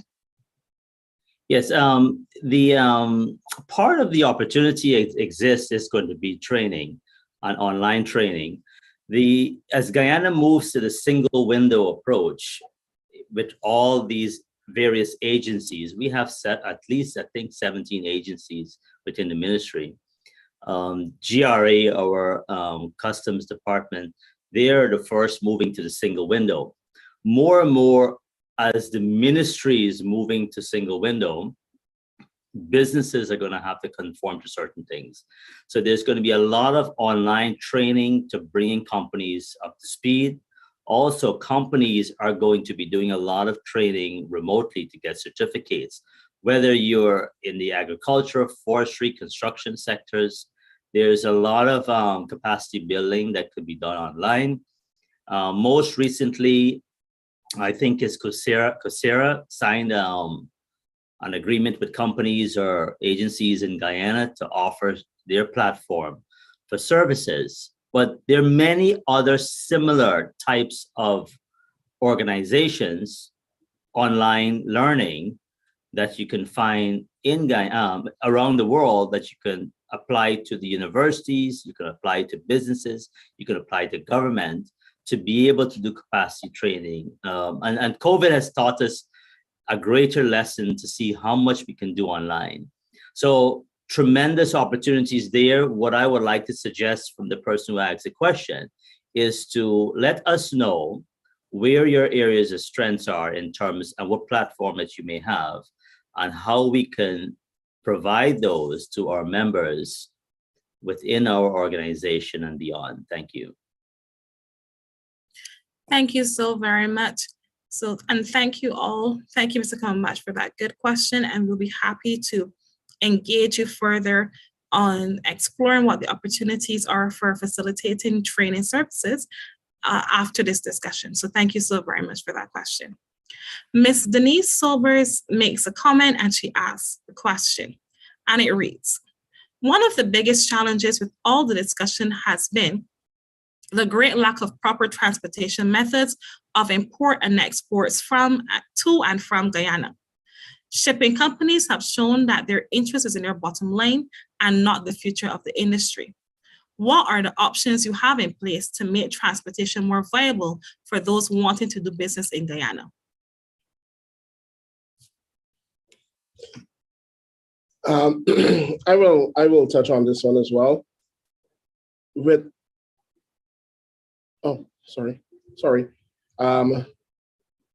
This has always been one of the chicken and egg questions that has long plagued the development of regional industry. In the development of the St. Barnabas Accord, the level of commitment that has been displayed by our leadership in President Ali and PM Motley has really created a lot of impetus, not just from the facilitators like myself and Mr. Waite and Export Barbados and Guyana Office for Investment, but we have engaged with the private sector that are involved in the execution and delivery of these logistic services. A number of them have stepped forward and indicated that they are willing to and have committed to providing services to small and medium-sized businesses so that they're able to access regional markets, particularly within the framework of the St. Barnabas Accord. One such logistic service provider is Tropical Shipping. Right? Tropical Shipping has committed to providing LCL rates for shipments of fresh and frozen produce, as well as other export items between the Guyana and Barbados market. Now, what that does is that it has given the industry and those who wish to participate the ability to test their products into a market without having to commit to large volumes. You don't have to send an entire container. Tropical will engage in the consolidation of your items within their current framework. Now, some may say, well, my product is not one that can be sent by sea. It has to go by air. Now, what I had a conversation just yesterday with a micro enterprise that engages in business across the region in the US. And one of the things that's coming clearly out of that conversation was that we need to adjust our mindset when we think about trade within the region. Some individuals have very good products, but the systems that support those products are lacking, right? And the products are high margin products, but because their mindset isn't one of value chain and supply chain, they get lost in trying to maintain their margins while losing out on volume, right? So we have to think about the big picture, about how can we get our products into these markets that we're trying to access, even if we're using air freight as opposed to sea. Now, there are a number of strategies that can be implemented. And as a logistics and supply chain management professional, I can tell you that a whole host of options that are available are not explored because the mindset of this small and medium-sized business has to be adjusted before anything else can happen, right? We have to think beyond our own borders, beyond our own companies, and we have to think about the value that we're giving the end consumer, because that's the only way we're going to have a sustainable business. So while we as facilitators are working with the logistics service providers to ensure that an affordable, reliable, and relatively frequent logistics service is available, you also have to, as the entrepreneur, as the business person, that you're no longer operating within the confines of your own local economy. You're now engaging in a regional and a global market, and it requires a shift in mindset. So yes, we are working to provide more affordable, and we're working to provide more suitable logistics services by facilitating discussions with the private sector. And that's just one of a few logistics service providers that have stepped up to the table. I hope that would have addressed your question. Thank you so very much. I think that was a very comprehensive answer. We have one final question, and then I am certainly going to invite all of our attendees here, if they have any further questions. My contact details and email address, as well as the BCSI's telephone number, has been placed in the chat. If you do have any further questions, please send them via email, and we will be happy to provide responses for you. But we do have one final question for and this is for Mr. Paul With, and then we will ask the panelists, including Ms. Leanna Damon. Each of you will get 1 minute to give any final closing comments that you may wish to share, and we will then go straight to the vote of thanks. We do recognize we are over your time, and we want to be respectful of your time. So we have one final question, and that is, what in your opinion, Mr. Wraith, is Barbados's competitive advantage going into the Guyanese market? Barbados's competitive advantage is in the area of services largely. There are distinct opportunities for movement of lime for soil augmentation, lime for making of paints and textured fitting, like a trowel plaster. That's in the millions of dollars in terms of volume, and in terms of the current exports in millions. There's tremendous opportunity in bitumen. We have an asphalt processing plant here, and they have a very aggressive building road network,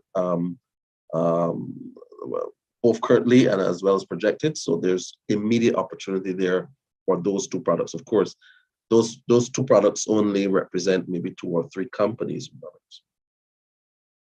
Other than that, it is services generally. There will be opportunities for some aluminum products and some paper products, printing and labels and packaging, plastic bags and so on. Those represent about $5 million of current export. I do suspect that there is some room for further development in packaging, labeling, and printing services, maybe to double that market. But the majority of the opportunities or the burning need I see is in the area of services. It's just incumbent on us to identify where our strengths are and package them in a way that they can access the market. And we've had discussions with BCSI. What if we have some individual persons with a capability, but they don't have a services company? And we had discussions with BCSI. How could BCSI facilitate a cluster of persons with a capability to access a business opportunity, either in a tender or a matchmaking situation, or in a joint venture situation? So there will be opportunities for the Services Coalition in Guyana, Services Coalition in Barbados, to enable the service providers, enable the companies first, and then enable situations where there's no company, but there is a capability to help structure that capability to access the market. And tremendously, it will be in services in various areas, education, finance, as construction, and as we said before, all the areas that were mentioned, but it will be in services generally. Thank you very much. And what you said there is very important, and Mr. Khan alluded to it earlier, identifying your strengths. And I think that's something that we really will need to take away today. But I do want for you to use this time. I'm going to start with you. You have 1 minute to give any closing comments or remarks you may have. Okay, closing remarks. Generally, Guyanese have been friendly to Barbadian companies. There's some anxiety and trepidation when it comes to accessing markets in Guyana. I do not sense, or I have not seen in my visits there, any malintent in terms of Guyanese companies or Guyanese persons to Barbadians entering the market. Barbados has been close to Guyana traditionally, and we have been helpful to Guyana in recent times, hosting a lot of Guyanese persons who have themselves gone on to open very successful businesses in Barbados. So they're sensitive to the hospitality that was extended to them. And I think it is for us business is about relationships. And I think that persons have to be interested and willing to establish relationships, willing to pursue all the facilitation networks that are there, open for them to access opportunities, and then to be committed to building the relationship necessary to service the business opportunity. So I would encourage everyone to utilize the very ambitious program set out in the St. Barnabas Protocol. And what the old people have a saying, what wasn't done in a year could be done in a day. What has not existed in years prior could be existed with this very generous attitude of Guyanese to Barbadians and this facilitation network that has been created between the countries.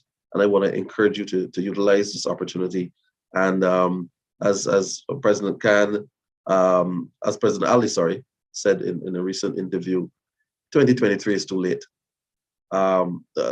It is a very aggressive push by many countries to support their businesses to enter the Guyanese market because of GDP growth. Barbados should be first in line because we already have family ties.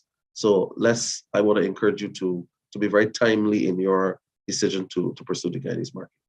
Thank you.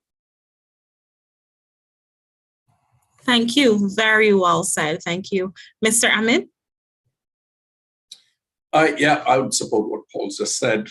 Guyana is open for investment from Barbadian companies. I'd also just say that I think likewise, I think you're going to see more Guyanese investment coming into Barbados in the next 5 to 10 years, much like what we've had from Trinidad, which is good for us as well. I just forgot one of the challenges I wanted to mention is hotel rooms, as currently are challenging to get at the moment, and the room rates are extremely high. I mean, the Marriott's anything from $350 to $500 US a night. I remember 8 years ago, or 7 years ago, I'd probably be paying around $150. So the room rates are high, but they're also very difficult to get. So, yeah. But just to conclude, it's I think they are very welcoming to Barbadian companies, and I would encourage people to invest in Guyana. Thank you. And who better to say it than someone who's actually gone into the market and is doing so very successfully. Thank you so much, Mr. Amin. Mr. Ken. Thank you. I would like to endorse 100% of what Paul said. Two things he mentioned and reiterate is relationship and timing. Very, very important. I would like to add two more to that. Trust. Go in with a level of trust. I know it is difficult sometimes when you enter into negotiations, you don't want to show all your cards, but I think people would see through you and understand if you are sharing information with a level of trust, they will respond in similar ways, regardless of what business discussions you're having. So trust is important. And last, I would like to say private sector in general need to take up their position. What I mean by that, we heard earlier the frustration about air and cargo, high freight, high transportation costs. What are we doing as private sector? Both leaders of Barbados and Guyana has said often that private sector is the engine of growth. But I think sometimes we are too shy in taking our position. So private sector businesses, everyone here in this call, in private sector, I encourage you to become bold, speak out, challenge your leaders to find solutions as private sector tries to develop solutions as well. So we need to become anxious about it. There are many hindrances for trade, non-trade barriers that are affecting us. We need to go forward and get moving. Time is important. So let us have our voice. Let us reach out to our relevant authorities who can help make a difference. Thank you very much. Thank you. Thank you very much. And finally, Mr. Boval. Well, I think everything that I would want to say has already been said. I will reiterate President Ali's remarks. Guyana is open for business. All are welcome. And I look forward to working with you guys to develop the services industry in Guyana. I am here in Barbados. Feel free to reach out to me. And thank you for your interest. And I look forward to providing value to you as we both try to provide value to both the Barbados and Guyanese economy. Thank you so much, Mr. Boval. I do want to give Mrs. Chester Hardin and Ms. Damon an opportunity. We haven't heard from Ms. Damon. You both have 1 minute. They are at the Guyanese office in Guyana, and we do want to hear from them. For us, because then she would have probably been. Hello, everyone. I am Ms. Damon. What I would like to say is that there are fiscal incentives available under the services sector. These incentives, based on the type of investment that will be made, these incentives will be made available to both foreign and local investors. So our Bajan brothers and sisters, if you're interested, you can access those. Of course, it's based on the project, the type of investment that's being made and what's available under the current incentive regime. But we're here and we're here to support you And we welcome whatever interests that you have, and we will guide you on how to access those incentives.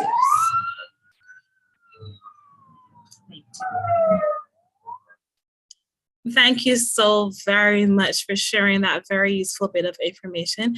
And last but by no means least, Mrs. Shasta Hardy.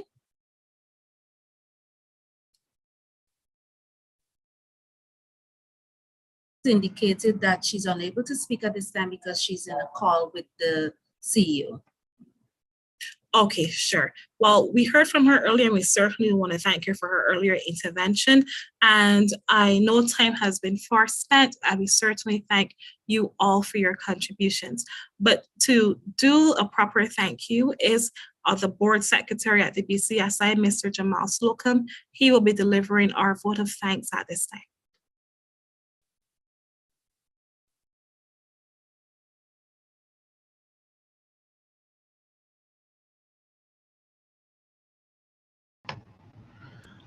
Thank you, Alicia. Really and truly, I think the team has done an exceedingly great job in planning this session today. As mentioned earlier, Guyana and Barbados is almost like family ties. We are inextricably linked. I think that when you look back at history, from 1966, we both moved to independence. In 1991, we moved and make an effort to try confederation. And then in most recent times, we would have seen Prime Minister Motley make exceedingly considerable efforts to bring that connection between both Barbados and Guyana, as well as the president there. We are extremely grateful for the participation of all of our panelists here this evening, well, this morning, sorry. I want to start by thanking Mr. Gavin Bavell, as well as Mr. Rafiq Khan, Mr. Sanjay Amin, as well as Mr. Paul Waith. All of you gentlemen who have come forward and spending your time to share your knowledge and your expertise in the area of doing business in Guyana. I think the information shared here today certainly will be of benefit to all those who would have participated in the session, those who would have been listening in. I also want to thank the team at BCSI, headed by our Executive Director, Ms. Michelle Smith-Mears, ably assisted by Ms. Alicia Selman, who moderated today's session, as well as the entire team at BCSI. We're a small team, but we're making considerable strides to ensure that those within our services sector here in Barbados are fully aware of the opportunities that are out there for them in the global community, especially in our neighboring islands, our sister islands, those including Guyana. So we want to thank you all for participating, those who would have asked questions to further bring clarity for others who may not have been quite clear on some aspects. As we said, we are continuously keeping that door open for you to communicate with us.